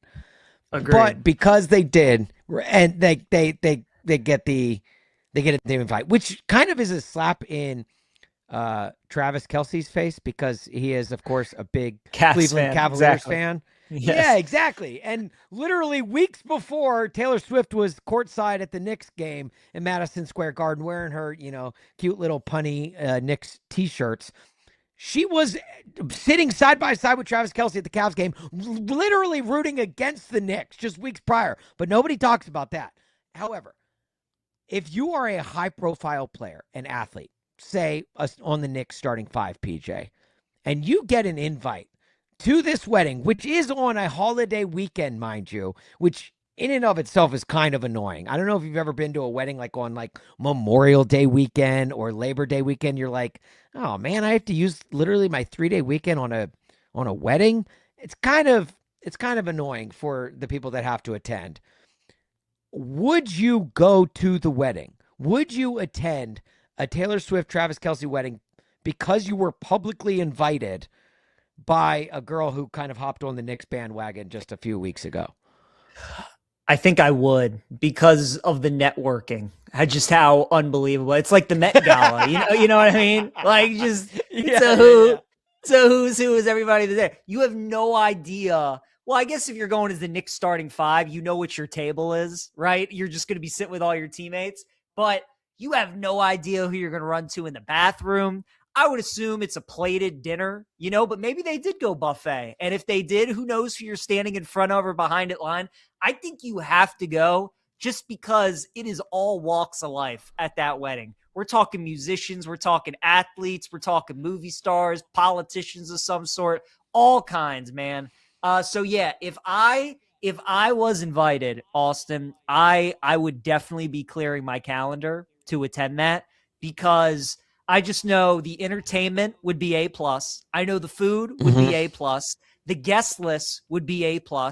And I Mhm. would, security would be tight. So I wouldn't have to worry, as we were seeing yesterday, like they're crowding you when you're getting out of the hotels and they have barriers there and there are paparazzi around the arena. But MSG knows how to handle all that stuff, which is probably a big reason why they decided to do it there. But yes, to answer your question, I'm invited as a member of the New York Knicks. I get to see my boys. We get to go back to the Garden, get all those good memories. And who knows who we get to meet, because we got to ride this high of winning the championship. There are going to be a lot of people there with some deep pockets, maybe some endorsement deals, maybe some commercials that we get. So I'm definitely attending that. I was thinking about that earlier this summer. Why don't they parade around the Larry O'Brien trophy the way they parade around the Stanley Cup every summer? Yeah. Like, if you win a summertime trophy, you should bring that to every cookout, every party, every function you go to. In fact, they probably should have, not to upstage the bride at her own wedding, but they should have brought the Larry O'Brien to Taylor Swift's wedding last night. Adam Sandler was the officiant at the wedding, which is wild. I would have expected him to be the wedding singer. Folks, that joke's for free. And also, this had Hugh Grant, Joe Buck, Ethan Hawke, Jason Sudeikis, just to name a few. Disney CEO Bob Iger was there. Steven Spielberg. You're right. Like, this literally was a who's who, like more than the Academy Awards, more than the Grammys. Like, this brought every genre, every field, not to mention just the number of sports stars that were there. I mentioned earlier Mike Vrabel, but like Greg Kittle and Stafford was there. Well, and Stafford was there with his wife, Ed Sheeran, Cooper Phoebe Kupp was there. Waller-Bridge, Yeah. Cooper Kupp was there. Like, how did Cooper Kupp get the invite? Like, it's just, it is wild the amount of people that got into this thing. Aaron Andrews, Krista Thompson, Bradley Cooper with his girlfriend Gigi Hadid, who is BFFs with Tay Tay. But it was just a wild night. But my second question that I wanted to pose to you, PJ, was, you are a single guy, all right? So if and when you end up tying the knot with whoever it may be, would you, if you could do it at any sports venue across America, where would it be? Because I have an answer. I've thought about this, and I've actually thought long and hard about this. When she announced, when the rumors were circling that it was going to happen at Madison Square Garden, I think we all were like, wait, what? But then I got to thinking, I was like, man, if you have Taylor Swift money, yeah, you could do this wherever you wanted. I know exactly where I would do it. And I live and work in Chicago, so that is a tell. You go first. What is your answer? Going outside the box here a little bit. I'm going to get married. If I could do it anywhere, I think I'm going to Pebble Beach. Getting married there. 18th green. Oh, that's a great answer. Golf course. Get the Pacific Ocean right there. All those iconic shots. I thought about Augusta, but I think you need a course with like the beach, and all those scenic shots and everything. I think Pebble. I think Pebble's my number one. It's a great call, especially over Augusta. Now, golf heads might be like, what are you doing? Augusta is stunning with the azaleas, with everything. But here's the thing you're not considering. When the Masters are played, it is in the spring. It is in April. If you're getting married, odds are you're getting married in the summertime. Great and for point. anyone that has ever had to endure a Georgia summer, my goodness, it is sweltering. You are just suffocated by humidity. You don't want to have to deal with that. Pebble Beach, that is a phenomenal answer, PJ. That is a guy who literally, that I'm actually envious of your answer now. I'm going to go to another place that has great summers as well, though. I live and work in Chicago. I think the most ideal wedding venue would be, for a sports venue, Wrigley Field, because you've got the green ivy, right? You've got you could go out front on the corner of Clark and Addison and take photos in front of the marquee right there. You could have, just married, right? And your name's up there with you and your bride. Like, I just think that doing a wedding at Wrigley Field, I think, would be just phenomenal. And you could do it right there in center field where so many iconic concerts have taken place, let alone iconic baseball memories. And you could say, yeah, that's where we got married. And you could visit it every Friday and 120 in the summertime and just enjoy that aspect of it. There's so much tradition that has gone down in that building. And the Cubs would work with you so well. They're a fantastic organization to work with on things like that. I would say Wrigley Field, but Pebble Beach, man, I still can't get over that answer. Fantastic. I appreciate it. You know what? Wrigley is such a good call, and it would honestly it would be worth it to get married there just to have your name on the sign, because those pictures, just incredible to have just married. Congrats to, the happy couple, whatever the names might be. How about all the people that are walking by, see you and your wife, they're congratulating you. Best of luck. It's just like the vibes out there. But to get your name up on that sign, I think is just worth it enough. So Wrigley's that's a great answer.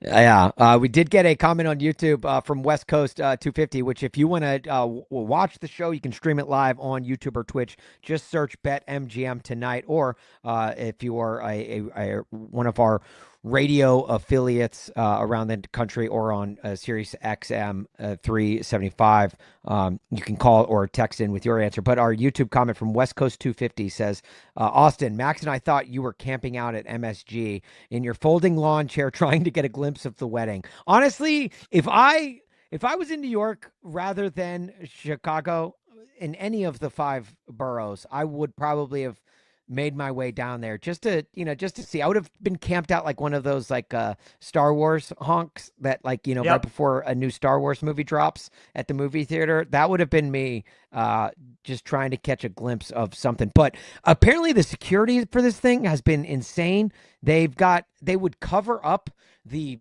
trucks that were delivering things to the arena the weeks leading up to the wedding.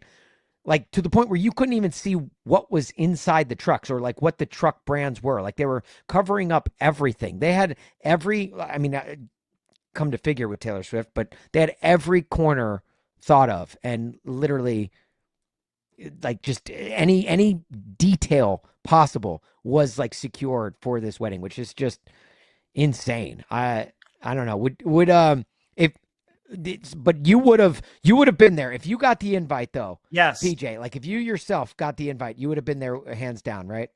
I'm there. I'm absolutely there. My question for you, Austin. All right, you might have to think about this one. You get invited to the wedding. You end up going.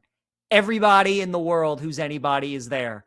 Who is the number one person that you want to sit next to at your table? If you can pick anybody. But they gotta be alive though. They gotta be alive. They gotta be alive. They gotta be able to go. They gotta be alive. So you and your wife, you're sitting down at the table. You see, okay, we're at table 11. You have no idea who's sitting down at your table. You're sitting in your seat. So-and-so comes right over and they sit down next to you. Who is the person that you're thinking of that you would most want to take that seat? Okay. Is this someone that is confirmed? Like we know they were at the wedding, or it can just be anyone? Like anyone? It can literally be anyone. Anyone in the entire world. Yep. Okay. Because I'm going to go with another fellow like Taylor, another fellow Nashvilleian, or someone that lives in Nashville now. He's originally from Detroit, but I got to go with Jack White, the front man for the White Stripes. He's now doing a lot of solo work. He's done worked with bands like the Raconteurs. He owns Third Man Records. To me, Jack White is one of the most fascinating human beings on planet Earth, and I would just have so many questions for him. But it would be so hard to sit next to him at a wedding and not get into interview mode, right? Like, because like doing what we do, PJ, we get the chance to, sometimes talk to stars and celebrities or people in the sports world that, we come prepared with questions. But when you're at a wedding, you have to play it cool. You have to subtly drop these questions in like conversationally. But there's so many things I want to know about him and just like his background and everything like that. I think that would be the biggest challenge of all. But what is your answer? Man, it's a good question. Well, I approach this a little differently as a single guy. So I'm thinking like Natalie Portman. I'd want her to sit next to me. Or, you know what I mean? Somebody that I could chat up a little bit. Like all the girls that I find just beautiful are all taken. So that's the problem. Like I'd love if Dua Lipa came down and sat next to me, or Haley Steinfeld came down and sat next to me. You know, all those options would be really, really good. But I think that's probably how I would approach things. Yeah. But Portman back in the day, like Jennifer Aniston back in the day, like those two are probably like towards my top. So it'd be that, or it'd be like any of my favorite like TV show characters, you know, like Entourage is my favorite TV show of all time, and Ari Gold is my favorite character. So I'd love to like sit down like Jeremy Piven, have a conversation with him. You know, or something like that. But yeah, man, it just would be fantastic. Portman sat down. Paul Rudd was the first name that came to mind when you first threw the question out there. I think would be great. But my goodness, now I've got the visual of like PJ sitting at this table at this wedding, kind of macking on like Olivia Rodrigo, being like, yeah, there you go. Girl? You know, I got my driver's license, girl. Let's go. Now, yeah, Olivia, you want to get out of MSG and just go hit up like a Hebrew National stand or something? Like, who needs this spot? You know, just go get a dog. It's the 4th of July. Let's go. Oh my gosh, I love it. I love it. We love here on BetMGM Game Day, which is why we're celebrating the nuptials of Tay and Travis Kelce. Congratulations to the happy couple. I'm sure they're gonna, you know, they're gonna make it just fine. I'm pretty sure. But coming up next, you know, speaking of great American venues, okay, we've got our next we're gonna throw out another top 5. As we've been doing to celebrate America's 250th birthday all day today with random top 5s. Our next top 5 has to do with greatest American venues. However, I'm going to throw a wrench into our plans, and I'll tell you what I mean by that coming up next. He is PJ Glasser. I am Austin Huff. This is BetMGM Game Day on Westwood One Sports. You're locked into BetMGM Game Day, Westwood One Sports.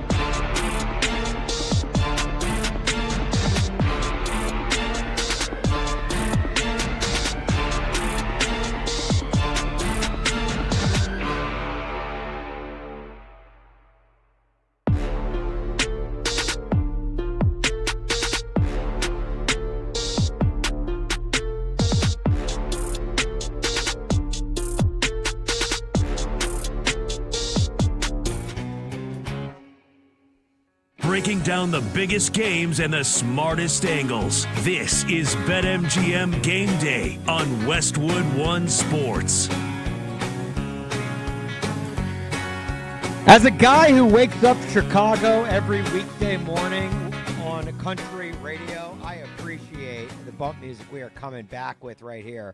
Look, Chicken Fried by Zach Brown Band here on BetMGM Game Day on Westwood One Sports. We've been bringing you some, I'm not going to say grade A sports talk, but at least like grade C plus sports talk all day long for the last 4.5 hours. We still got a half hour left to go, but we've also been celebrating our nation's birth because 250 years ago today, John Hancock and the boys signed their names on the dotted lines of the Declaration of Independence, making us free from the captive nature of England and the king and all the, the Boston Tea Party stuff. Look, I clearly slept through most of history in school, but I know that today is the biggest day in our country's history. And before we get to our top 5 American venues, which we've been doing top 5 American lists all day long, scattered throughout the program, I do want to remind you that this segment is sponsored by Progressive Commercial Insurance, protecting your business vehicles 24/7. See if you can save at progressivecommercial.com, because what's more American than talking about America, but also bringing it to you with friends from a sponsor, and today's sponsor is Progressive Insurance. I told you I was going to throw a wrench in the plans, okay? PJ, we're going to go over our top 5 American venues, and when I say we, I mean you. I'm making it chaotic, okay? Let's go. And I'll tell you what I mean by that, okay? We are going to ping pong back and forth. We're going to have dueling top 5 lists. So while you deliver your top 5 American venues in sports, I am going to be giving you my top 5 Americans in sports to hang with at a 4th of July cookout. So for those listening on our radio affiliates nationwide, or on Sirius XM channel 375, or watching on the YouTube stream or the Twitch stream, you got to pay attention. You got to stick with us, because this is going to get chaotic. Wow, you're going to have dueling top 5 lists going back and forth. So, PJ, I'll go ahead and start things off with my top 5 Americans in sports that I want to hang out with at a 4th of July cookout. And I think any list when it comes to hanging out with needs to start and end with this one person, Marshawn Lynch. Just Great for the choice. amount of laughs and fun that you would have. I don't think, like Marshawn Lynch kind of has become the Snoop Dogg of sports, where he's just, he's being force-fed down our throats. But, like, I haven't gotten tired of Marshawn Lynch yet. Like, he's just, everything he does has just been so much fun. The interviews that he used to do with Conan O'Brien back in the day are still, I'll go back and watch just for the laughs themselves. But Marshawn Lynch would be invited to my 4th of July cookout. Outstanding choice. Every time I get a chance to watch Marshawn Lynch in Scotland with the kilts and blowing the horn, I always will. Yes. It's the greatest. It's the greatest, man. He's the best. Absolutely love that. All right, my number 5 top American sports venues. Maybe go off the board a little bit here, but they literally call this the Great American Race. We're adding Daytona International Speedway. I'm not a NASCAR guy, but my buddy, one of my best friends in the world, covers NASCAR. He goes to Daytona every year, and he always tells me he never feels more American than he does when they're getting ready to start the Daytona 500. The gentlemen start your engines. They wave the flag. They fly over. All of it, man. It's just like, you just think of that and you think of America. And again, when you're called the Great American Race, it's got to be in the top 5. So Daytona International Speedway for me will be in the five hole.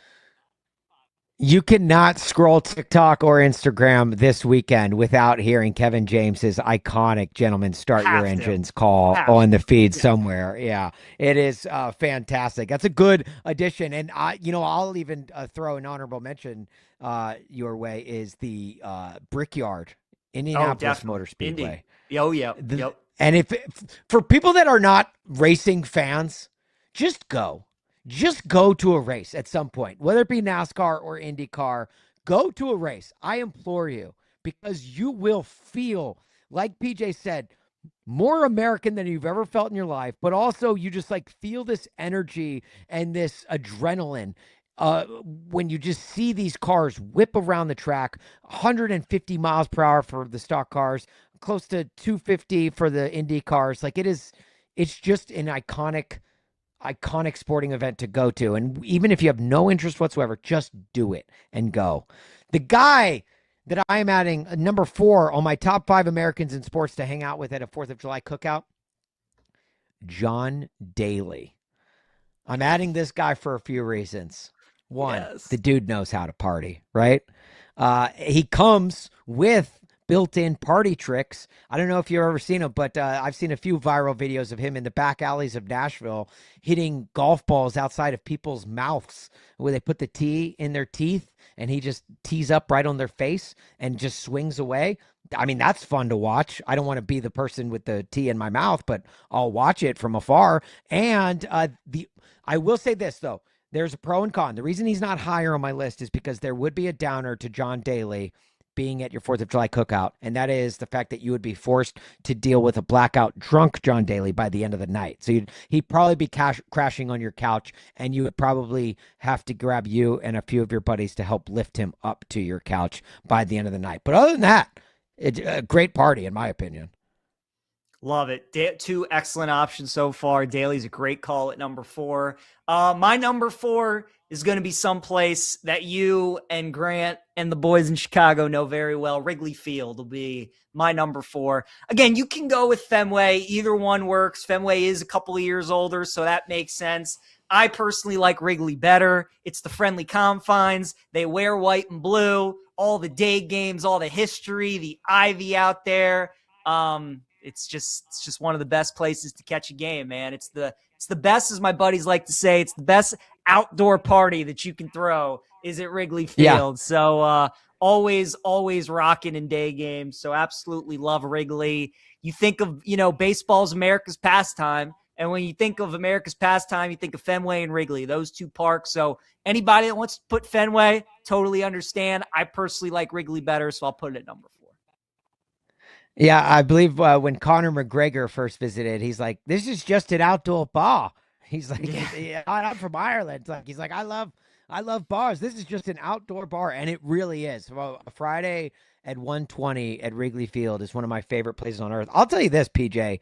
You know how to play to your audience, man, because working with a guy who lives and works in Chicago, and then Grant, our guy behind the scenes who normally runs the board, he is a massive Cubs fan. So look, you are appeasing the crowd today. If Alex wants to take another lake vacation next weekend, we'd be welcome to have you back, PJ. I would love that. Let's go. Heck yeah. Number 3 on my list of top 5 Americans in sports to hang out with at a 4th of July cookout. And again, we are doing dueling top 5 lists here to celebrate America's birthday. I'm going with Charles Barkley. My goodness. Imagine the stories you would hear from Charles at a 4th of July cookout. Because think about like the stories we already get on Inside the NBA. And this would be Chuck off the air. So give me Charles Barkley at my 4th of July cookout. I just think it would be phenomenal. It'd be a lot of fun. And then look, maybe after the cookout, maybe we can go out to a golf course and I could see that ridiculous golf swing of his one more time. I love it. It's a great number 3 choice. We all love Charles. My number 3, we were just talking about it, and they call it the Mecca for a reason. You got to have MSG in the top 5.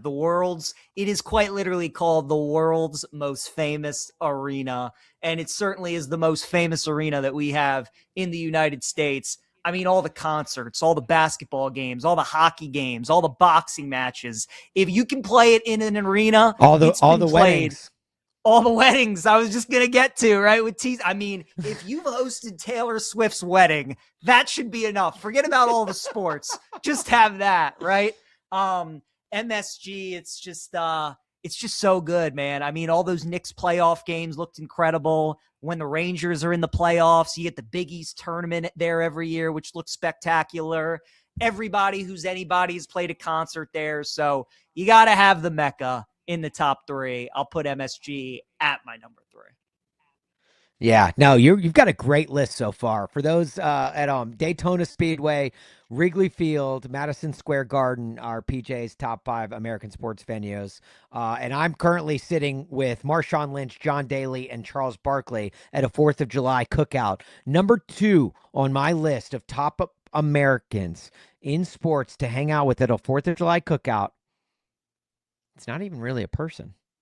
Lord Stanley. I'm going with the Stanley Cup. And now I know what you're thinking. Before you say it, I'll say it first. Yes, I know he's Canadian, but he's basically taken up residency here in the States. He's been here since 1993, okay? He hasn't crossed that border and gone north since 93. When what was it? The Montreal Canadiens, I think, was the last team to win it from Canada. So, yeah, I'm pretty sure my guy doesn't just have his green card, okay? He's literally got American citizenship. So the Stanley Cup is American. I'm calling it now. And he's going to be at my at my 4th of July cookout because I've seen the videos of Stanley Cup partying. And let me just say, might even be a better partier than John Daly. So the Stanley Cup, you're coming with me, man. We're drinking some Yingling, some Busch Lights, some Natties, maybe Natter Days. I don't know if you've ever had Natural Lights pink lemonade beer, Natter Days. They're awesome. Pouring some of those in Stanley Cup. Maybe throw some Jack, maybe some Angel's Envy, throw a little bourbon in there. You know, like whatever your drink of choice is, we're drinking it out of Lord Stanley Cup at my 4th of July cookout. I appreciate your out-of-box thinking. Never in a million guesses would I have had Lord Stanley, but I absolutely love that inclusion there at number 2. My number 2, Austin, I've been fortunate to see a game here. It's the best setting for any arena that we have in the country. And we quite literally play this game every year on New Year's Day to ring in the new year. And that is going to be the Rose Bowl baby, game. yes. And the Rose Bowl in Pasadena. It's just, it's hard to describe unless you've been there. It's so unique. I mean, it truly is a stadium in the mountains. And in the first half, the sun is shining.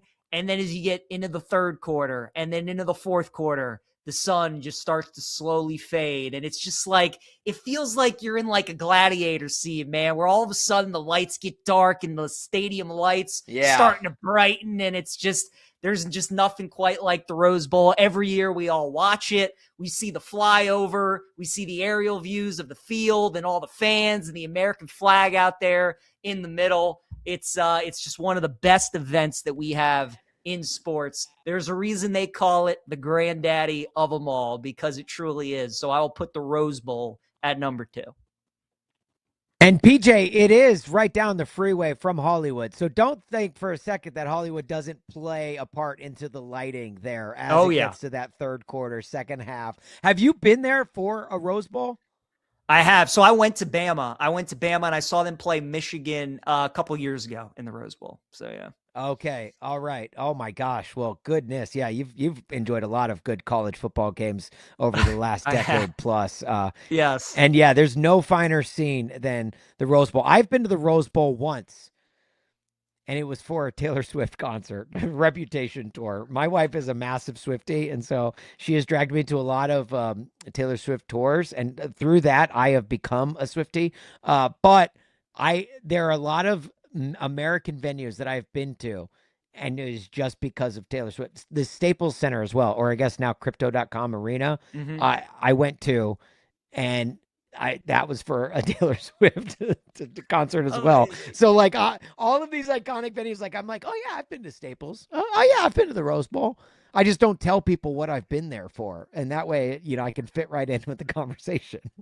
That's so funny. But yeah, so it's just like there's a different feel to it. You park in the lot and you're walking up to the stadium, and it's just like all these mountains are surrounded. It's just like it's so unique, and there's nothing like it. That Southern California weather can't be beat either. Okay, as we've done with all of our top fives lists, PJ, I'm going to turn to you for your number one, and then I'm going to round it out with my number one. Who is your number one most iconic American sports venue?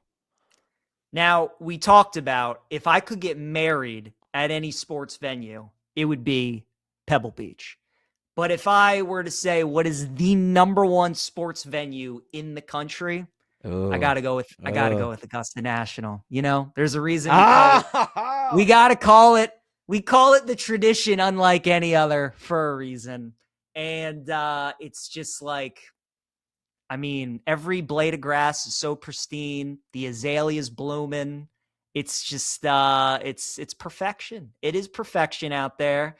And I mean, you know, everybody from all over the world wants to go to the Masters. We all know all 18 holes. We know all the infamous shots that have happened at these holes. You think about Tiger, you think about Rory winning a couple years ago, you think about Jack, you think about all these things. The fact that that is the only major in golf where they play the same course every single year, you can't beat it. And I'm a big golf guy too. So I understand for me, maybe holds a little bit more weight than for others. But I think if you're a sports fan, then all of us at some point someday, we want to get to Augusta. And that is my number one sports venue, Austin Huff, that we have in the United States right there.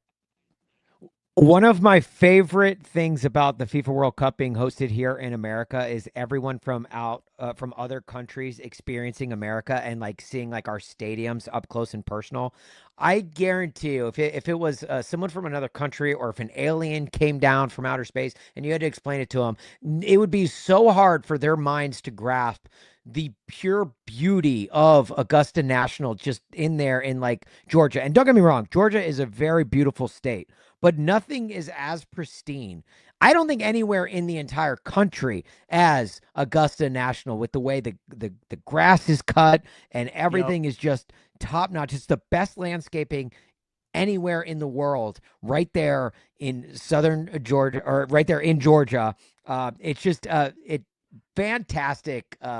It is a fantastic golf course, and yeah, it is quite honestly very American. And outside of America, I don't think any way anyone else would understand the essence of Augusta National. Good addition. All right, rounding out my top five. We've had these dueling top fives to celebrate America's birthday. 250 years young today. Doesn't look a day over 246. I am going with my number one person, American in sports that I would want to hang out with at a 4th of July cookout. The Philly Fanatic. Think about it, all right? Look, I've got 2 young kids, right? You could party with John Daly, hear stories from Charles Barkley. You can you sip out of the Stanley Cup and just, maybe enjoy some edibles late in the night with Marshawn Lynch if you're into that sort of thing. But the Philly Fanatic could be there to entertain your kids while you're there throughout the whole thing. And plus, the Philly Fanatic, arguably the best mascot in sports.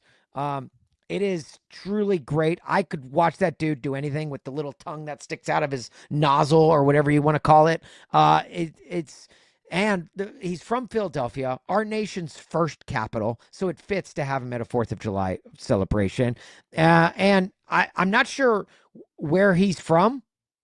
Kind of like most Americans, right? You know, it's like you see someone and you're like, what's your family lineage? I don't know. Same thing goes with the Philly Fanatic. We don't know where that dude is from, other than the fact that he takes up residency currently in Philadelphia. But Philly Fanatic is enjoying it. So honestly, I think we could take the top 5 people that I would invite to a 4th of July cookout and go to all 5 of those sporting venues that you gave, PJ, and have one hell of a time. I mean, you take John Daly to Augusta. You would go to Wrigley Field with the Philly Fanatic. You take Lord Stanley to Madison Square Garden. And then I think Marshawn Lynch would be electric at Daytona, and I'll take Barkley to the Rose Bowl. I think that's probably the 5. I think that's the pair that we're looking at. Such a good list, such a tough list that it's crazy. I wrote one name down that I was interested to see if you were going to add him to the list. I think I got to throw Jameis Winston in my top 5. That's the only one. That's a good answer. And he'd help clean up afterwards. That he would. Jameis, I thought about Gronk, but Gronk might just be a little too crazy. Might be a little bit too nuts to hang out with, especially got the kids around. But Jameis, it's kind of like that Marshawn Lynch vibe. So the fact that you got Marshawn, I think that's good. Yeah, Gronk would definitely hit on my wife. Just make sure you bring the crab legs for Jameis Winston. He is PJ Glasser in for Alex Gold here on BetMGM Game Day. I am Austin Huff. Look, today has been a gift, and we're going to wrap it up coming up next right here on Westwood One Sports. BetMGM Game Day, your weekend sports authority. Westwood One Sports.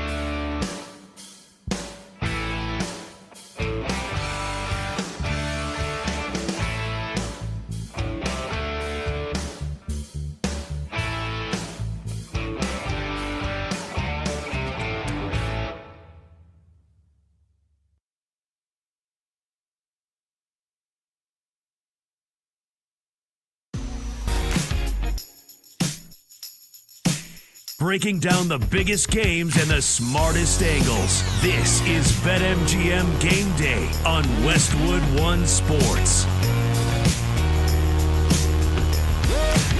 If you're watching on YouTube or Twitch streams, you can see us nodding our heads like, yeah, bobbing our hips like, yeah. Because we're having a party on the BetMGM Game Day here on America's 250th birthday. My goodness. You know, they grow up so fast, don't they, PJ, right? Like, it just seems like just yesterday they were, USA was turning like 241 or something. I was going to say, I feel like I saw her yesterday. She was 236 and now she's 250. Crazy how much they change. Looks great for her age. I'll say that. I think America is on one of those GLP-1 shots. Definitely getting some work done. The docs are real good. Botox looks great, holding up well. I do want to let you know that you can get an early payout for a 2-goal lead. Place a pregame straight match result bet on any World's Game match, and if your team takes a 2-goal lead at any point in the game, your bet pays out as a win. The winnings are yours regardless of the outcome of the game. So hit up BetMGM for all of your world match bets. He is PJ Glasser, PJ Glasser 9 on Twitter, PJ Glass 9 on Instagram. I am Austin Huff, and we've got a big match coming up on Monday night. Monday Night Football, if you will. Yes. For the World Cup. We're excited for it. Obviously going to be out without Flo Balogun, which is a real bummer because he has had 3 goals in the 4 matches thus far, and he's been the best player thus far in the tournament, just especially with Christian Pulisic and his injury concerns. But we've got Belgium on Monday night. So don't eat any Belgian waffles this weekend. Okay. We're going to really stick it to the man. Belgian, or chocolate. Look, let's be, or chocolates. Good point. Yeah. That's a great point. No Belgian waffles, chocolates, and even Belgian waffles, the thing like they're most known for, the thing that we as Americans always think to when we think of Belgium. They weren't made popular until the 1964 World's Fair, when it was held in New York. So it took America making your most popular thing the most popular.